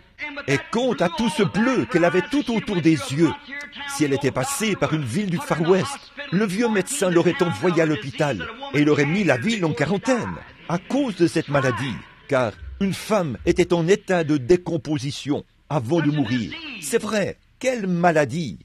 Voyons donc, vous essayez de retourner à ce mode de vie passé, mais quand l'évangile du Saint-Esprit, à l'ancienne mode frappe, vous le refusez, et il est comme au jour de la Pentecôte, avec les mêmes attributs qu'il avait, pour nous purifier et faire de nous de nouvelles créatures. Nous vivons dans les ombres, et l'Église est dans cet âge de Laodicée. Elle est riche, elle n'a besoin de rien. Eh bien, nous, les pentecôtistes, nous ne pouvons pas trop crier après les baptistes et les méthodistes, parce que la poêle ne peut pas se moquer du chaudron, vous savez. Donc, nous avons fait la même chose. Eh bien, c'est vrai. Et voici, je me tiens à la porte et je frappe. Et si quelqu'un, maintenant souvenez-vous, la Bible dit que dans cet âge-ci, il était à l'extérieur de l'Église et il essayait d'entrer. Eh bien, vous ne pouvez pas contester la parole de Dieu. Voyez, il essayait d'entrer, il suppliait pour qu'on le laisse entrer. Si quelqu'un ouvre la porte et me laisse entrer, oh, j'entrerai et je souperai avec lui. Vous voyez, il veut vous parler de quelque chose, d'une affaire ou d'un plan de salut. Il veut vous parler, mais il se peut que vos credos vous aient tant endurci que vous êtes devenu indifférent, au point où vous ne voulez pas l'entendre parler. C'est vrai. Voici, je me tiens à la... Vous dites, oh, frère Branham, juste un instant là, je l'ai déjà laissé entrer. Eh bien, vous avez peut-être fait ça, mais c'est peut-être tout ce que vous avez fait. Seulement, le laisser entrer.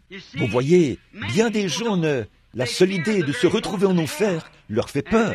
Ils savent que sans Christ, ils iront là-bas. Voyez, et ils disent, eh bien, ça fait 30 ans, ça fait 20 ans que je l'ai laissé entrer. Certainement, mais c'est peut-être tout ce que vous avez fait.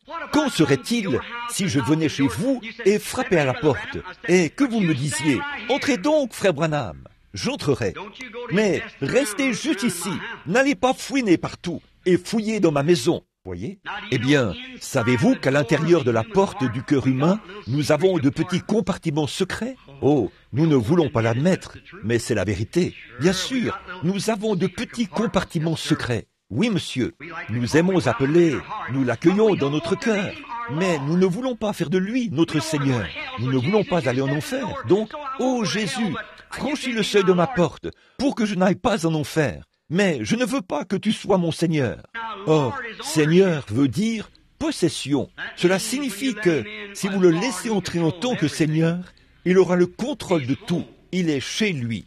Si je viens chez vous et que je frappe à la porte et que vous ne voulez pas de moi, dites-moi, allez-vous-en et je vous apprécierai davantage. Si vous me laissez franchir la porte et que vous dites, eh bien, ne vous promenez pas partout, restez juste là où vous êtes, eh bien, que voulez-vous? Voyez? Aurais-je l'impression d'être le bienvenu? Pourrais-je vous expliquer l'objet de ma visite? Certainement pas. Et c'est ainsi qu'agit l'Église aujourd'hui, mes amis. C'est ainsi que les gens se comportent. Entre, Seigneur. Mais, eh bien, voilà, c'est tout. Dis-moi ce que tu veux. Voyez? Oh non, c'est là que nous avons des ennuis. Nous devons l'accueillir. Seigneur, entre dans ma maison. S'il y a quoi que ce soit, s'il y a ici quoi que ce soit que tu désires, sers-toi, je suis à toi, tu es à moi, tu m'as honoré. Le grand roi, le créateur des cieux et de la terre, a frappé à ma porte, et je veux que tu entres, Seigneur. Oh Seigneur, sois mon Seigneur, prends-moi, puisses-tu faire de moi tout ce que tu voudras. S'il y a en moi quoi que ce soit de mauvais, veuille découvrir tous les secrets de mon cœur.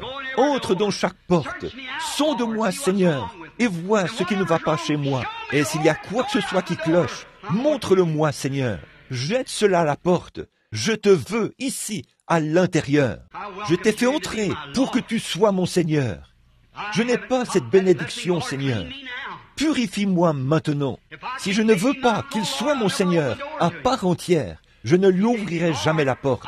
S'il ne peut pas être Seigneur, je ne veux pas qu'il soit un sauveur.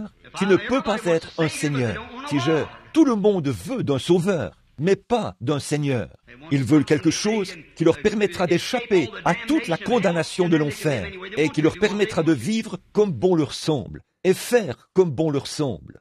Vous savez, promenons-nous dans cet édifice qu'on appelle le cœur. Voulez-vous me supporter encore 10 minutes? Regardez, remarquez, faisons le tour du cœur pendant un instant. Tout d'abord, quand on entre dans le cœur humain, du côté droit, quand on entre, il y a là une petite porte, et elle s'appelle ma vie privée. Eh bien, vous ne voulez pas que qui que ce soit s'en mêle. Eh bien, si je veux faire quoi que ce soit, ça me regarde. Je vais adhérer à l'église et aller là-bas. Mais, monsieur le prédicateur, ne me dites surtout pas ce que je dois faire. Oh oui, voyez? Bon, je sais que la Bible dit, mais je n'y crois pas. Oh là là, voyez? Pensez-vous donc que Jésus pourrait demeurer dans un cœur comme celui-là? Certainement pas. Il y entre pour être Seigneur. Il entre, lui qui est là, la vie privée. Oh, c'est quelque chose d'important. Bon, vous savez, chacun de nous veut avoir sa propre vie privée. Si nous décidons de boire un petit verre avec le voisin, ça nous regarde ça. Si nous, les femmes, nous voulons nous couper les cheveux, c'est c'est notre privilège en tant qu'Américaines. Si nous voulons porter des shorts, ça nous regarde. Eh bien, c'est vrai. Si nous, les hommes, nous décidons de boire un petit verre, et si nous voulons permettre à notre femme de le faire, vous n'avez pas le droit de nous dire quoi que ce soit à ce sujet. Mais l'Évangile dit, ne le faites pas. Eh bien, la parole de qui est vraie? Voyez, la parole de Dieu est vraie. Vous dites, oh, bien sûr, nous voulons Jésus, certainement, on pense l'avoir. Et tout. Mais si l'enlèvement avait lieu, je me demande si nous ne nous retrouverions pas seuls ici un de ces jours, et qu'ensuite nous nous demanderions ce qui s'est passé, si cela arrive dans le plus grand secret, vous savez. C'est ce qui arrivera, comme un voleur dans la nuit. 99 personnes sur un demi-million, sur 1 million, ne sauront jamais que l'enlèvement a eu lieu. Ce sera passé, et ils n'en sauront rien du tout. Jésus l'a dit. Alors, c'est forcément vrai. Voyez, certainement, il viendra comme un voleur dans la nuit pour les enlever. Comme ce livre que j'ai lu une fois. Comment s'appelait ce personnage? Roméo et Juliette, ou quelque chose comme ça. Voyez, il était venu la prendre de nuit. C'est ce que Jésus fera au moment où le monde sera profondément porté par le sommeil, comme la Bible dit, dans l'âge de Laodicée. Il entrera discrètement et prendra cette épouse. Alors, tous ceux qui seront ressuscités, de tous les âges, ceux de tous les âges, ils iront tous au ciel, parmi l'épouses. Alors, les jugements s'abattront. L'Église dira, eh bien, un instant là, je pensais qu'il devait y avoir une épouse. La venue du Seigneur est l'épouse. C'est passé, il y a belle lurette, voyez, et vous n'en avez rien su, voyez, c'est arrivé en secret. Pourquoi? Nous disons, oh, je suis membre d'église, je suis méthodiste, je suis baptiste, je suis pentecôtiste. Ça ne veut absolument rien dire pour Dieu. Pas plus qu'un médecin qui dit « Vous avez un cancer à un stade avancé ». Ça n'a rien à voir avec la maladie. C'est juste un nom qu'on lui a attribué. C'est un démon, vous voyez, un cancer. Si vous disiez « C'est une colombe, c'est une buse, c'est juste une sorte de vautour », ça n'a rien à y voir. Et vous voyez, ça ne guérit pas cela, ça ne tue pas cela. C'est juste un nom qui indique ce que c'est.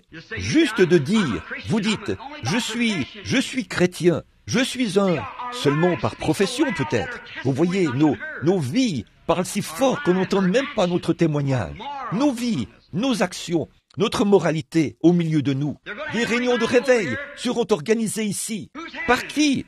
Les baptistes. Ah, nous n'avons rien à faire avec ça. Pourtant, Dieu pourrait avoir un message là-bas pour nous. Qui l'organise? La première assemblée, la deuxième assemblée, ou le nom de Jésus, ou l'église de Dieu, ou une autre. Oh, eh bien nous ne faisons pas partie de ce groupe-là. Nous sommes frères. Quelqu'un oserait-il séparer l'héritage de Dieu? Ils ont reçu le Saint-Esprit comme vous l'avez reçu.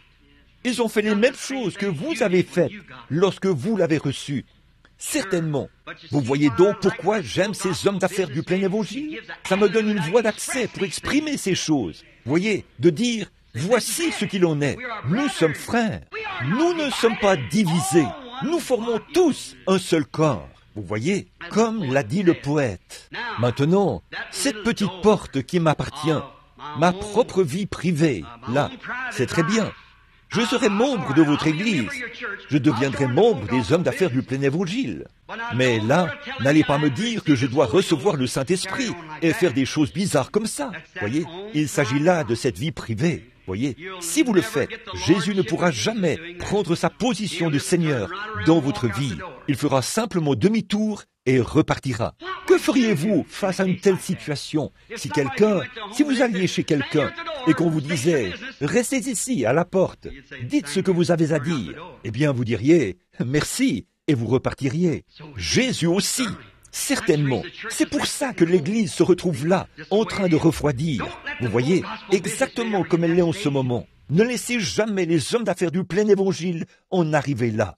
Quand vous écoutez un message et que vous entendez frapper, ouvrez et dites, « Seigneur, ça, de quoi s'agit-il » Quand vous voyez un homme, nous avons beaucoup d'imitateurs. Mais quand vous en voyez un qui est authentique, que signifie un imitateur? Qu'est-ce qu'un faux dollar indique?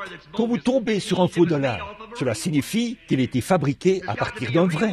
Il faut qu'il y en ait un vrai pour qu'on puisse fabriquer un faux. Il y a donc un vrai Saint-Esprit, une vraie puissance de salut, un vrai Dieu d'amour. Oui, n'acceptez rien de moins. Non, monsieur, ne le faites pas. Très bien, cette porte privée, je vais devoir me dépêcher pour présenter ces portes. Il y a aussi une petite porte qui s'appelle la fierté. Oh là là, en voilà une qui est mauvaise. On ferait mieux de ne pas rester trop longtemps à cette porte. Mais vous voulez vous tenir à cette porte personnelle et dire, eh bien, vous n'avez rien à me dire. Voyez, eh bien, j'ai ma propre fierté. Certainement. Mais vous ne devriez pas en avoir. J'ai prêché ici, il n'y a pas longtemps, sur l'agneau et la colombe. Et l'agneau, voyez-vous, un agneau, un mouton, ne produit qu'une seule chose, c'est de la laine. C'est ce qu'il produit, et il renonce à ses droits. Vous pouvez prendre un mouton, le soulever, l'attacher par les jarrets, comme ça, et le tondre entièrement. Il restera couché là. Il renonce à ses droits. Après tout, c'est de lui que sort la laine. Ça lui appartient, mais il y renonce. Quand vous dites à un homme qu'il lui faut naître de nouveau, qu'il lui faut être purifié de sa vie de péché, qu'il lui faut arrêter de mentir, de voler, de tricher, de faire du prosélytisme et de mal se conduire. Oh, certains d'entre eux explosent comme des ballons gonflables. Là, voyez, ça, c'est un bouc. Voyez, il fera un tas d'histoires. Mais un vrai agneau renoncera à ses droits. Une fois, j'ai parlé à nos dames au sujet de... Ce n'est pas que j'ai quoi que ce soit contre les dames. Elles sont nos sœurs. Mais j'ai du zèle pour cette Église. Quand je vois la mondanité y entrer comme à Sodome, alors je dois crier contre cela. Quelque chose à l'intérieur fait que mon cœur saigne et je crie. Ne suivez pas le style de Marilyn Monroe ou de certaines de ces femmes. Faites comme Sarah dans la Bible. Voyez, n'essayez pas d'être monsieur quelque chose, on ne sait quoi, qui court sur l'estrade et se conduit n'importe comment et qui essaye de s'habiller comme s'il sortait de chez le tailleur, bien soigné et élégant. Ne le faites pas. On trouve trop de spectacles hollywoodiens parmi les pentecôtistes. C'est vrai, il nous faut le Saint-Esprit. Bon, il se peut que vous me détestiez, que vous ne vouliez plus que je revienne, mais c'est une occasion de parler de la vérité. Et ceci est la vérité. Examinez cela et voyez si ce n'est pas vrai. Une dame a dit, c'est mon privilège en tant qu'Américaine. J'ai dit, mais vous renoncerez à ça. Il y a quelque temps, ma femme et moi allions à l'épicerie, dans l'Indiana, et nous avons vu une chose étrange. Une dame qui portait une jupe. C'était très étrange. Elle a dit, chérie, ces gens-là ne chantent-ils pas dans des chorales? J'ai dit, oui. Oui. Eh bien, pourquoi? J'ai dit, eh bien, vois-tu, chérie, ces gens, ils ne sont pas de notre royaume. Et j'ai dit, de notre royaume. J'ai dit, non, j'ai été missionnaire. J'ai fait le tour du monde bien des fois. J'ai remarqué que quand je vais en Allemagne, j'y trouve un esprit allemand. Je vais en Finlande, et là, c'est un esprit différent. Je vais en Australie, c'est un autre esprit. Je viens en Amérique, c'est un autre esprit. C'est un esprit national. Et tous ces esprits sont du diable. Jésus l'a dit. Les royaumes de ce monde appartiennent au diable. Il contrôle chacun d'eux. Bon, Jésus l'a dit. Alors, vois-tu, c'est cet esprit national. Eh bien, a-t-elle dit, ne sommes-nous pas américains? J'ai dit, non madame, nous le sommes potentiellement. Elle a dit, toi, qu'est-ce que tu es? J'ai dit, eh bien, ne devrions-nous pas agir comme les Américains? J'ai dit, Non, nous ne sommes pas de ce groupe d'ivrognes, de bagarreurs, de gens abjects. Non, madame, nous sommes nés d'un esprit céleste. Nous venons d'un lieu où c'est la sainteté à l'état pur, sans mélange, où les anges et la justice sont là devant Dieu. J'ai dit, ici, nous vivons comme dans une nation. Certainement, c'est vrai, ceci, c'est notre nation, là où nous faisons des efforts. Mais que ton règne vienne, que ta volonté soit faite sur la terre comme au ciel. Par conséquent, quand on est né d'en haut et que tout le péché est balayé et jeté dans l'abîme, c'est l'Esprit de Dieu, le Créateur, qui entre dans notre cœur. Et c'est lui qui contrôle notre caractère. Nous ne mentons pas, nous ne volons pas, nous ne trichons pas. Nous sommes honnêtes, droits, nous marchons comme des citoyens du ciel, car c'est ce que nous sommes. Si nous sommes nés de l'Esprit de Dieu, et beaucoup parmi nous sont dans la confusion, et ils utilisent de petits ismes, des sensations et tout, et ils appellent ça l'Esprit de Dieu. C'est la raison pour laquelle nous sommes si embrouillés aujourd'hui. Tout le système ecclésiastique, c'est terrible. Et malgré tout cela, Jésus continue de se tenir à la porte après avoir été expulsé. Mais cependant, il y a encore une porte que j'aimerais ouvrir. La porte de la foi. Puis je terminerai. J'en ai noté près d'une douzaine ici, mais je vais les sauter. La porte de la foi. Vous dites, voudriez-vous venir à la réunion organisée par les hommes d'affaires du plein évangile? Du quoi? Le plein évangile. C'est contraire à ce que je crois. Il n'y a qu'une seule foi. C'est vrai. Une seule foi. Un seul Seigneur. Un seul baptême. C'est vrai. Eh bien, c'est contraire à ce que je crois. Peut-être ne voulez-vous pas que Jésus franchisse le seuil de la porte de votre foi. Vous avez bâti votre foi sur le credo d'une église, d'une dénomination. C'est là que votre foi est recroquevillée sur elle-même et enfermée dans une pièce. Et vous ne voulez pas y laisser entrer Jésus, qui est la parole. Au commencement était la parole, dit Jean 1. Au commencement était la parole, et la parole était avec Dieu, et la parole était Dieu, et la parole a été faite chair, et elle a habité parmi nous. Il est la parole éternelle. Et vous, votre foi, elle déclare que les jours des miracles sont passés. Le parler en langue et la prophétie, ça n'existe pas. Et ces absurdités que l'Église ou les pentecôtistes proclament aujourd'hui, ça n'existe pas, ça. Peut-être que vous laissez un credo se tenir dans la porte de votre foi. Si vous pouviez ouvrir cette porte pour y laisser entrer la parole de Dieu, afin qu'elle devienne votre Seigneur, et dire, peu m'importe ce que dit le credo, si la Bible dit, alors tu es mon Seigneur. Il faut que vous naissiez de nouveau. Et une fois que vous naissez de nouveau, il faut que vous soyez remplis du Saint-Esprit. Peu importe le credo, la chose, ni quoi que ce soit du genre. Vous dites, eh bien, je crois que Jésus est le Fils de Dieu. Le diable croit la même chose. Il faut que vous naissiez de nouveau. Tout le monde a peur de cette nouvelle naissance. Oh, je sais que vous prétendez être nés de nouveau, mais je pense que parfois, nos vies parlent tellement fort qu'on ne peut pas entendre notre témoignage. Voyez, une naissance est un gâchis, peu m'importe où elle se produit. Excusez mon langage, mais si une naissance a lieu dans une porcherie, c'est un gâchis. Si c'est dans une étable à vaches, c'est un gâchis. Si c'est dans une chambre d'hôpital, c'est un gâchis. Et si c'est à l'hôtel, c'est un gâchis. Ça vous fera pourrir à votre propre pensée. Ça vous fera jeter tout ce que vous chérissiez autrefois de tout votre cœur.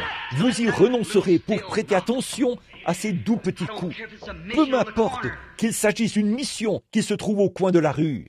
Nous, les gens d'ici, nous croyons aux grandes choses. Nous, les Américains, nous voulons de grands chapeaux et de grosses voitures et de grandes dénominations, être davantage ancrés dans des credos et dans la dénomination. Tout ce que nous voulons, ce sont de grandes choses. Et ce que Dieu recherche, ce sont de petites voix tranquilles. Ce que nous voulons, c'est ce qui fait beaucoup de vacarme et de bruit. Une fois, un fermier est monté dans son chariot pour aller dans ses champs. À l'aller, ça cahotait. Il y avait du vacarme et ça faisait beaucoup de bruit. Sur le chemin du retour, il a passé sur les mêmes bosses, mais rien ne bougeait. Le chariot était rempli de bonnes choses.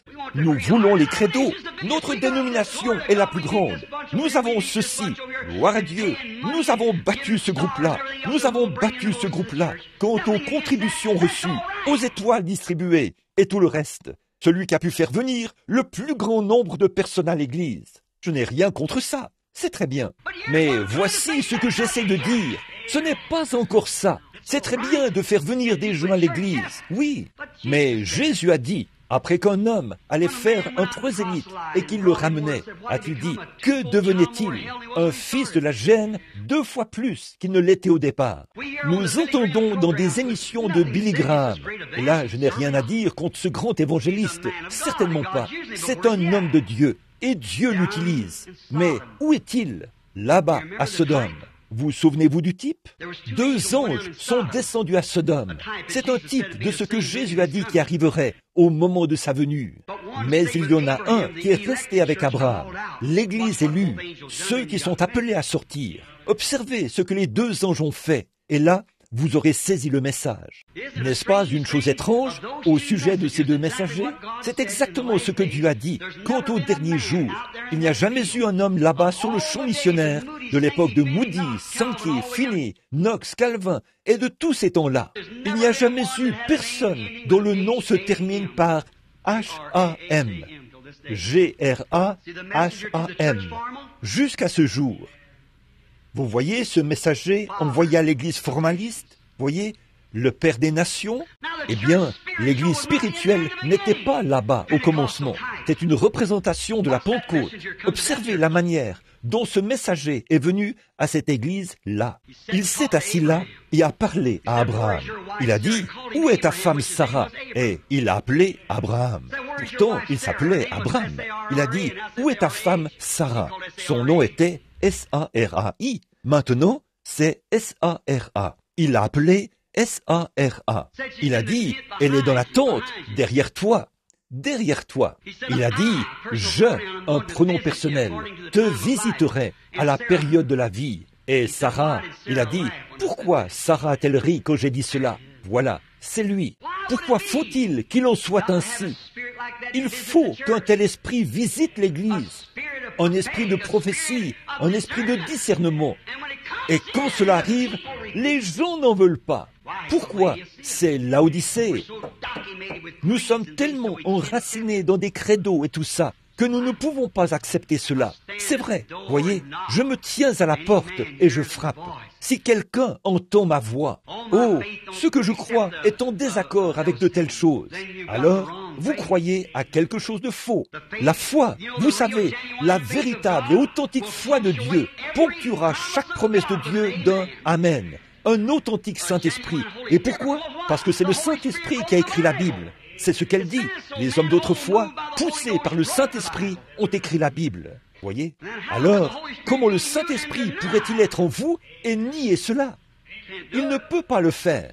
Ils ont l'apparence de la piété, a dit le prophète, et renient ceux qui ont fait la force, qui affranchit les hommes et les femmes du péché et des choses du monde. Que Dieu soit miséricordieux envers nous. Oh, si vous avez une foi religieuse et que celle-ci rejette la parole de Dieu, éloignez-vous-en, que la parole de Dieu soit vraie. Oui, monsieur. Remarquez, il a dit, car ne sais-tu pas que tu es nu, misérable, pauvre, malheureux et aveugle, et tu ne le sais pas. C'est ça qui fait pitié. Maintenant, nous allons terminer. Je veux que vous saisissiez ceci. Et tu ne le sais pas. Maintenant, s'il vous arrivait de voir un homme se promener là, dans la rue principale, la rue Stone, ou une des rues principales, et que cet homme était si pauvre qu'il n'avait pas de vêtements, et qu'il était misérable, malheureux, sans vêtements, nu, ou une femme complètement nue et aveugle, et qu'il ne le sache pas, eh bien, si elle le savait, ou s'il le savait, ils essayeraient de trouver un endroit où aller pour y obtenir des vêtements. Mais quand ils ne le savent pas, et que vous essayez de le leur faire savoir, ils disent, occupez-vous de vos affaires. Eh bien, c'est exactement ce que Jésus-Christ a dit au sujet de la manière dont serait l'Église pentecôtiste dans les derniers jours. Tiède, et qu'elle serait riche. Nous sommes aussi riches que tous les autres. Autrefois, quand nous étions à la mission, nous avions le salut. Maintenant, nous avons atteint le rang des grands d'aujourd'hui, plus de membres et de belles grandes choses. Et où en sommes-nous? Nous sommes exactement comme tous les autres. Et c'est ce que Jésus a dit. Mais malgré tout cela, il continue de frapper. Si quelqu'un, un individu, entend ma voix et ouvre la porte, j'entrerai et je souperai avec lui et lui avec moi. C'est là que nous en sommes. Nus, aveugles, vraiment aveugles spirituellement. On ne peut rien leur dire. Vous savez, nous avons grandi dans une pauvreté extrême, là-bas, dans le Kentucky. Mon grand-père était un chasseur très connu. Il avait l'habitude de chasser le raton laveur. Je ne sais pas si vous, ici, il n'y a pas assez d'eau en Arizona pour avoir des ratons laveurs, je suppose. Mais ils ont, là-bas, ils avaient des ratons laveurs. Ils chassaient le raton laveur. Combien savent ce qu'est un chasseur de ratons laveurs? Eh bien, regardez-moi, tous ces gens du Kentucky. Oh là là, très bien. Eh bien, j'ai l'impression que je pourrais enlever mon veston maintenant et prêcher un petit moment. Je n'étais pas tout à fait à l'aise, mais je me sens vraiment bien maintenant. Oh là là, combien savent ce qu'est une paillasse? Eh bien, Tony, merci.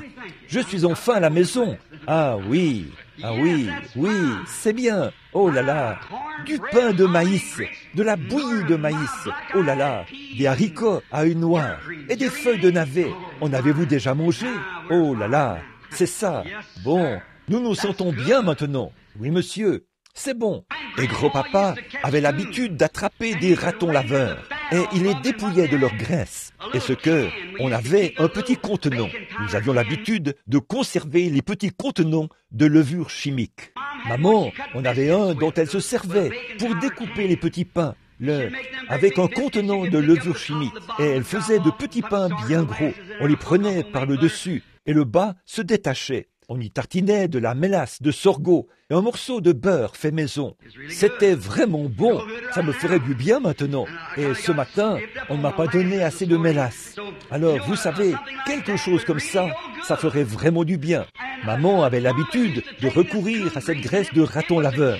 C'était le remède à tous les maux chez nous. Ça et le liniment barbed wire. Et elle, quand nous nous faisions une coupure, on y versait ce liniment barbed wire et de la térébenthine. Et puis, quand nous n'allions pas bien, nous prenions de la graisse de raton laveur. Nous avions une petite pièce au-dessus de laquelle il y avait un grenier. Il nous fallait y monter par une échelle, comme ceci. La balustrade était faite de petits arbres. Et nous, les enfants, nous dormions là-haut, sur une paillasse. Et puis, au-dessus de la paillasse, il y avait un lit de plumes, une couette. Aussi, les bardeaux étaient posés là, avec en plus la lumière de la lune. Et il y avait là des trous. Et la neige entrait par là. Alors maman nous recouvrait d'un morceau de toile pour éviter que pendant la nuit, la neige nous tombe sur le visage. Nous, la bande de petits Branham. Et 2 personnes se couchaient au pied du lit, 2 à la tête et 2 au milieu. Nous dormions dans toutes les positions possibles. Nous nous blottissions les uns contre les autres, comme des pourceaux, pour nous garder au chaud. De temps en temps, l'un de nous sortait de dessous la toile, alors que le vent froid soufflait. Alors nous attrapions un rhume, et cela affectait nos yeux. Et vous savez, cette substance collante qui se forme sous les paupières, maman appelait ça de la matière. Elle disait, « Tu as de la matière dans les yeux. » Eh bien, je me réveillais le matin, et maman disait, « Billy, descends, il est temps d'aller à l'école. » Et je disais, « Maman, j'ai de la matière dans les yeux, je ne peux pas voir. » Et Humpy, mon frère, se réveillait. Il s'appelait Édouard, et on l'appelait Humpy, juste pour s'amuser. Il disait, « J'ai de la matière dans les yeux. » J'entendais le bruit du contenant de la bonne vieille graisse de raton laveur cogner le poêle. Elle faisait fondre cela entièrement. Puis maman montait les marches, et elle frictionnait et massait nos yeux. Et, croyez-le ou non, cette matière quittait nos yeux. La graisse de raton laveur était le remède pour les paupières collées. Mais, je vous le dis, un grand froid s'est abattu sur l'Église. La graisse de raton laveur ne marchera jamais. Mais Jésus a dit, « Je te conseille d'acheter du collyre. » Le Saint-Esprit, vous devenez tellement aveugle, l'Église le devient, qu'elle ne peut plus voir Dieu. Elle ne voit que son organisation. Elle ne voit que ce qu'il y a juste devant elle. Elle ne regarde jamais au loin vers la venue imminente du Seigneur. La graisse de raton laveur ne servira jamais à rien dans ce cas-là. Mais le baume du Saint-Esprit vous ouvrira les yeux et vous pourrez prendre conscience de la présence de Jésus-Christ. Et il est le même hier, aujourd'hui et éternellement. Il est Dieu et il peut mettre du baume sur vos yeux avec son Saint-Esprit. Vous oublierez que vous étiez méthodiste ou baptiste, unitaire, binitaire, trinitaire, de l'Église de Dieu, nazaréen ou pèlerin de la sainteté. Vous serez un chrétien, né de nouveau du royaume de Dieu. Vous serez quelque chose. Vous n'aurez pas à vous efforcer à dire « Eh bien, je dois absolument faire ceci ». Il y a quelque chose en vous qui vous pousse à le faire. Cette pression dans votre cœur vous pousse vivement à prier. L'amour divin coule au fond de votre être, au point que vous ne tenez plus en place. Les réunions de prière coulent de vous, comme l'eau coule d'un puits artésien. Autrefois, je passais, quand j'étais garde-chasse pendant plusieurs années, je passais près d'une belle grande source. Cette source bouillonnait comme ça. Un jour, je me suis assis près de cette source et j'ai dit « Pourquoi es-tu si heureuse ?» Oh, que cette eau était bonne. Je n'ai bu une gorgée et j'ai dit « Pourquoi es-tu si heureuse ? Es-tu heureuse parce que les lapins boivent de ton eau ?» Si elle avait pu parler, elle aurait dit « Non. Parce que les cerfs boivent de ton eau ? Non. Parce que je bois de ton eau ? Non. Pourquoi donc es-tu si heureuse ? Qu'est-ce qui te fait bouillonner comme ça ? Si elle avait pu me parler, elle aurait dit « Ce n'est pas moi qui bouillonne, frère Branham. C'est quelque chose derrière moi qui me pousse, qui me fait bouillonner continuellement. » Nous nous efforçons de faire des choses, mais quand le Saint-Esprit est en nous, nous le faisons par l'amour divin. Christ est ma vie et la mort m'est un gain, a dit Paul. Certainement. Alors, puisse l'onction de son baume toucher vos yeux. En terminant, je n'ai pas l'intention de vous retenir ici jusqu'à ce que vous soyez très fatigués. C'est la première fois ou la deuxième fois que je viens parmi vous. Pardonnez-moi si j'étais trop long. Alors, permettez-moi de terminer par cette histoire. Là-bas, dans le sud, nous avions un vieux frère de couleur qui était pentecôtiste. C'était vraiment un véritable serviteur de Christ. Il y avait une brave sœur noire qui venait à l'église.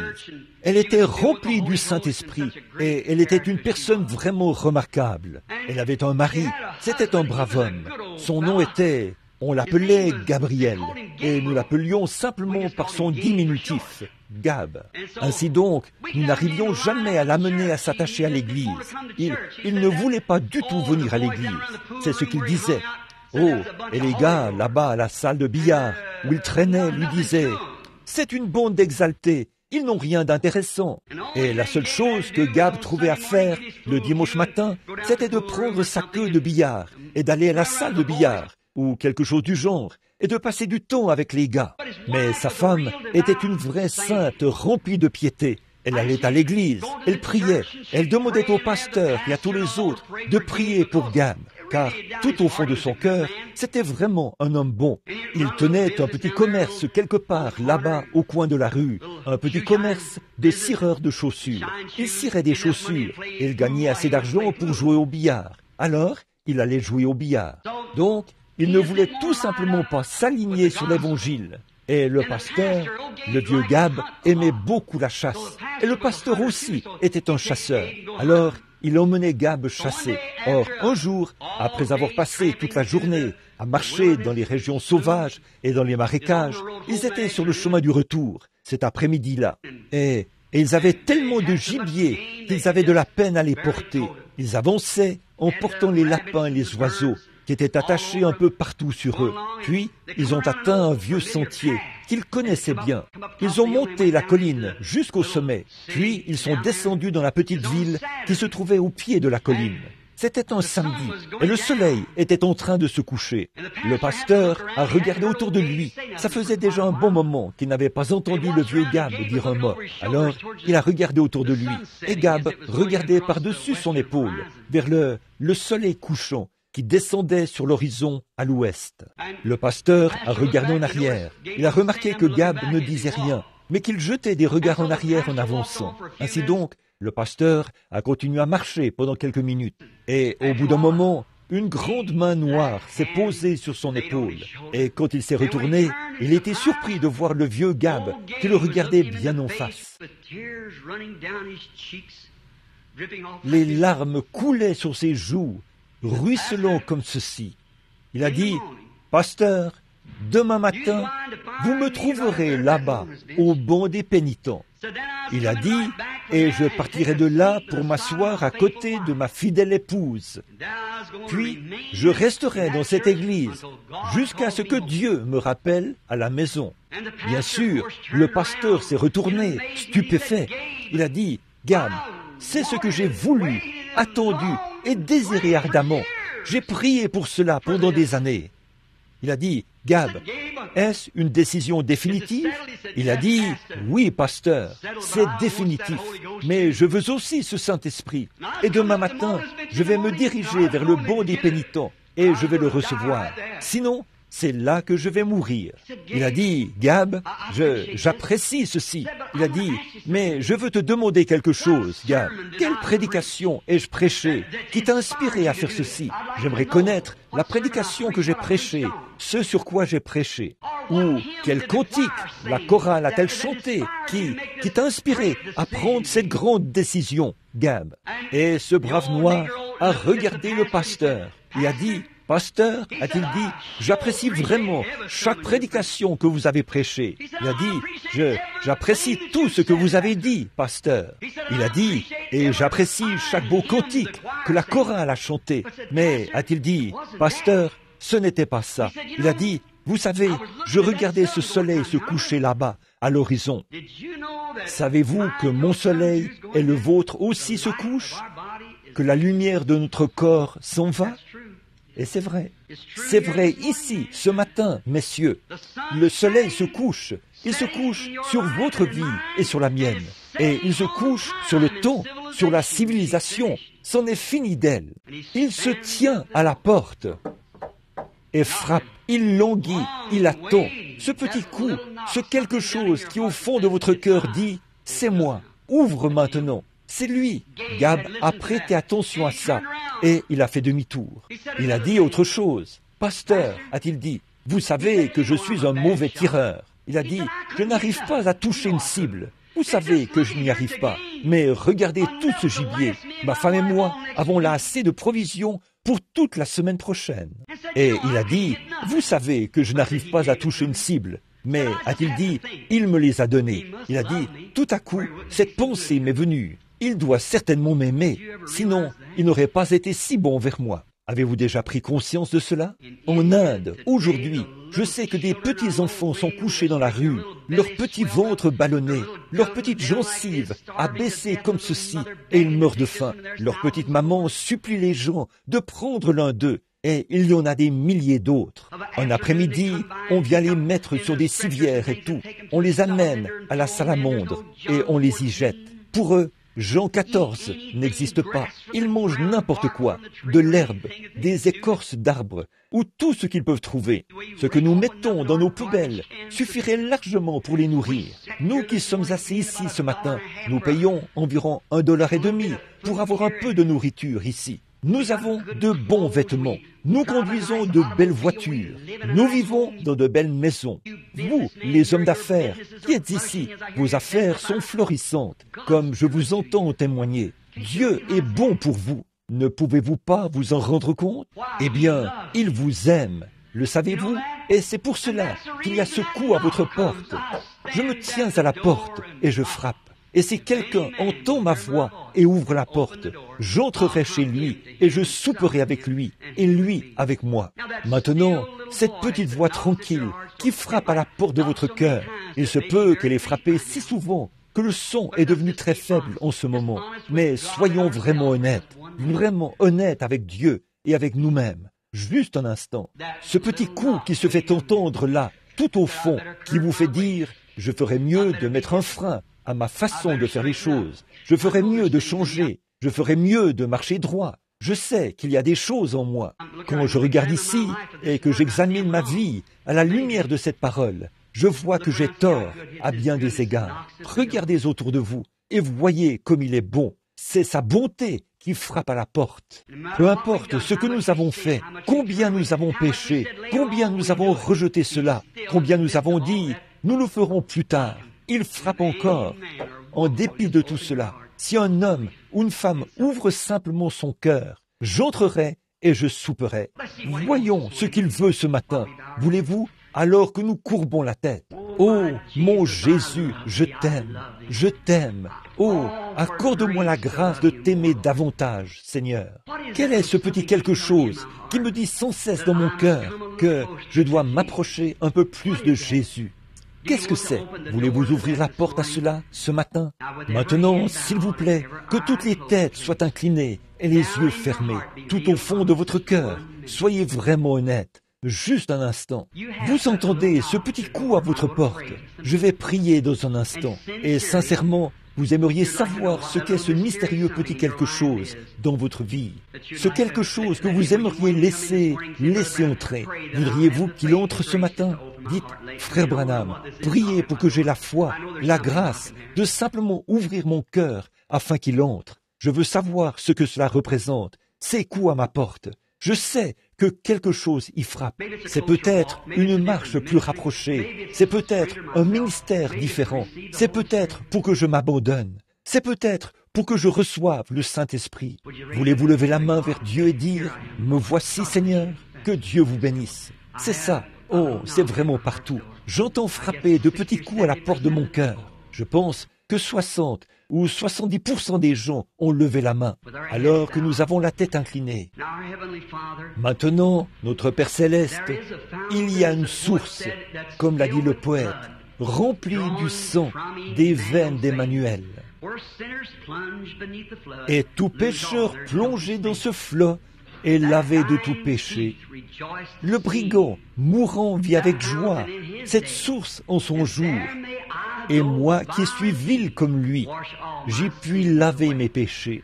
Maintenant, Père, nous sommes reconnaissants pour ces gens, et il se peut que certains d'entre eux, sans doute, professent le christianisme depuis longtemps, mais ils se sont vraiment sentis repris dans leur conscience, au point de lever la main. Et Seigneur, qu'en serait-il s'ils n'avaient pas même été repris dans leur conscience, au point de lever la main? Alors, ils ne seraient plus en état d'être rachetés. Pensez à cet état-là, où une âme errante pourrait errer dans les ténèbres, être totalement aveugle et ne pas le savoir. Et quand ils entendent Dieu frapper à leur porte, ils l'attristent tant de fois qu'ils arrêtent définitivement de frapper. Ils adoptent un credo ou quelque chose de ce genre par lequel ils vivent le reste de leur jour et ils se retrouvent déçus au jour du jugement. Je suis reconnaissant, Seigneur, pour ces gens qui ont levé la main pour dire « Sois miséricordieux envers moi, Seigneur. Viens dans mon cœur, Seigneur Jésus, et révèle-toi à moi aujourd'hui, et je te donnerai ma vie. Me voici. S'il y a quelque chose en moi qui ne va pas, Seigneur, je regarde ma propre vie et je vois qu'il y a beaucoup de choses qui ne vont pas. Alors, amène-moi dans ta grande maison du potier et façonne-moi. Ôte de moi tout ce qui est mondain et impie. Et je te remercie, Seigneur, de ce que je n'en suis pas arrivé au point où j'ai franchi cette ligne qui, une fois franchie, on ne peut plus jamais revenir en arrière, car on a attristé l'Esprit de Dieu pour la dernière fois. Et il n'y a plus moyen de revenir en arrière. Comme Judas Iscariote et les autres, qui a vendu son Seigneur pour 30 pièces d'argent. Et aujourd'hui, nous le faisons aussi à cause de la popularité, des soucis du monde, des organisations religieuses, des dénominations et des credos. Nous le vendons pour tout et n'importe quoi. Ô Seigneur, sois miséricordieux envers les gens au cœur honnête. J'intercède pour eux, Seigneur. Oh, de tout mon être, j'implore la miséricorde divine. Exauce-moi, Seigneur, exauce-moi. Puis ce grand désir, avec la foi de savoir que c'est Dieu qui a parlé à leur cœur. C'est Dieu qui fait ces choses. Puisse la porte du cœur s'ouvrir à l'instant, afin que Jésus y entre pour être le Seigneur de la situation, en faire sortir toute la mondanité et faire d'eux de nouvelles créatures, en Jésus-Christ. Guéris ceux qui sont malades, Seigneur. Comme je vois qu'il y a tant de gens qui souffrent, je prie maintenant pour eux, Père, afin que le grand médecin touche aussi leur être physique et en fasse sa demeure, son lieu d'habitation, d'où il peut tendre les mains au moindre appel. Un petit appel doux du cœur, et le grand médecin est à l'œuvre. Accorde-le, Seigneur. Exauce-nous aujourd'hui.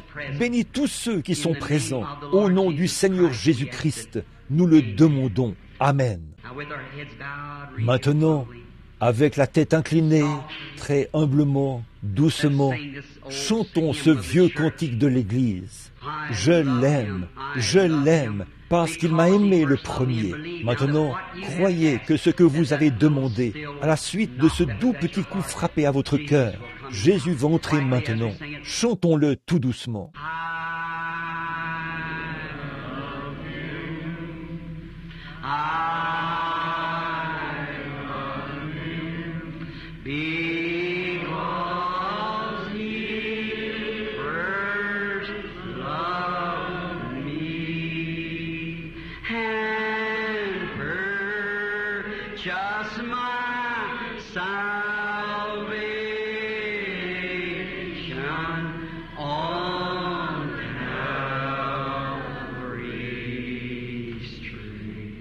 Maintenant, pendant que nous avons la tête inclinée, vous qui voulez l'accepter comme Seigneur dans votre cœur, Seigneur, ôte tout maintenant. Dès cette heure-ci, je me consacre à toi autour de cette table, Seigneur, afin que je puisse te rencontrer de nouveau lors du glorieux souper des noces. Je te consacre ma vie ce matin. Aide-moi, mon Seigneur. Si je n'ai pas encore reçu le Saint-Esprit, je vais le chercher jusqu'à ce que le vrai Saint-Esprit entre et purifie ma vie. Qu'il fasse de moi une nouvelle créature en Jésus-Christ. Je te le promets aujourd'hui, Seigneur, alors que je me consacre à toi autour de cette table. Au nom de Christ, je promets de le faire, comme je lève la main. Alors, levez les mains et chantez les yeux fermés maintenant. Voulez-vous vous consacrer maintenant?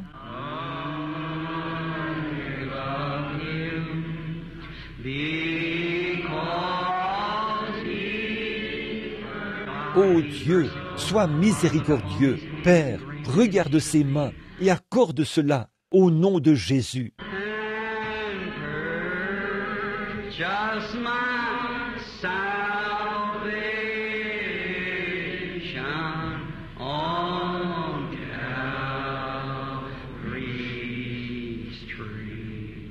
Maintenant, je veux que vous tendiez la main par-dessus la table et que vous serriez la main de quelqu'un. Dites que Dieu vous bénisse, pèlerin. Je suis content d'être ici avec vous ce matin. C'est ça, que tout le monde communie ensemble.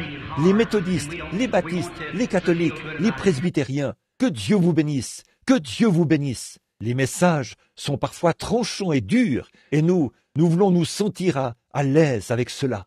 Maintenant, que Dieu vous bénisse, frère. Que Dieu vous bénisse, que Dieu vous bénisse, sœur, que Dieu vous bénisse, mon frère, que Dieu soit avec vous, que Dieu vous bénisse. Bien, que Dieu vous bénisse, frère Tony. Maintenant, levons-nous un instant, les mains et les cœurs tournés vers Dieu, notre Père. Tous les credos, tous. Maintenant croyez. Maintenant, quand vous priez, souvenez-vous, Jésus a dit, quand vous priez, croyez que vous avez reçu ce que vous avez demandé, et cela vous sera accordé. Croyez-vous cela? Dites Amen. Je crois que j'ai reçu ce que j'ai demandé.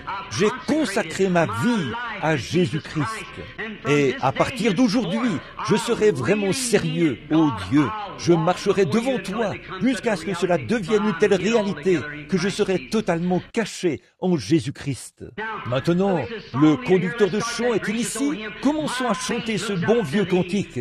Ma foi regarde à toi, toi, agneau du calvaire, sauveur divin. Je me demande si la sœur au piano voudrait bien nous en donner la note. Combien connaissent ce cantique? Levons, maintenant, chantons ça de toutes nos forces. Ma foi, regarde à toi, toi, agneau du calvaire. Tous ensemble maintenant.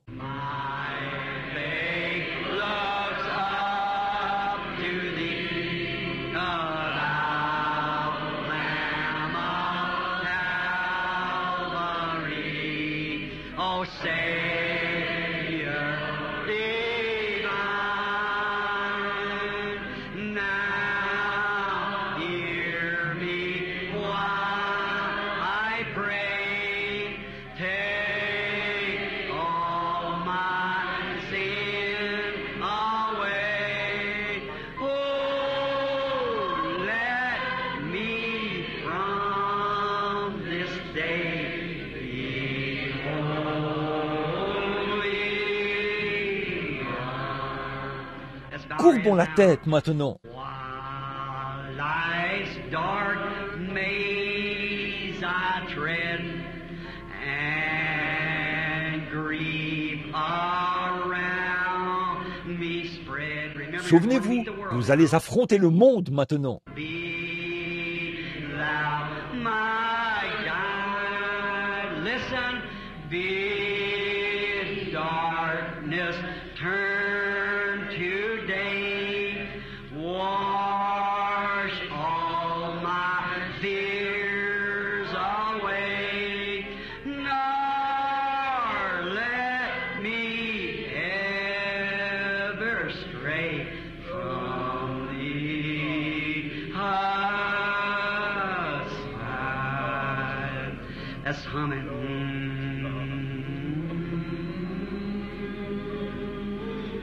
Glory to God.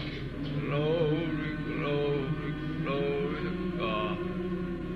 Wonderful Savior. Hallelujah, hallelujah, hallelujah, hallelujah. Thank you, Jesus. Thank you, Jesus. Thank you, Jesus. Hallelujah. Oh, wonderful Savior. Praise the name of the Lord.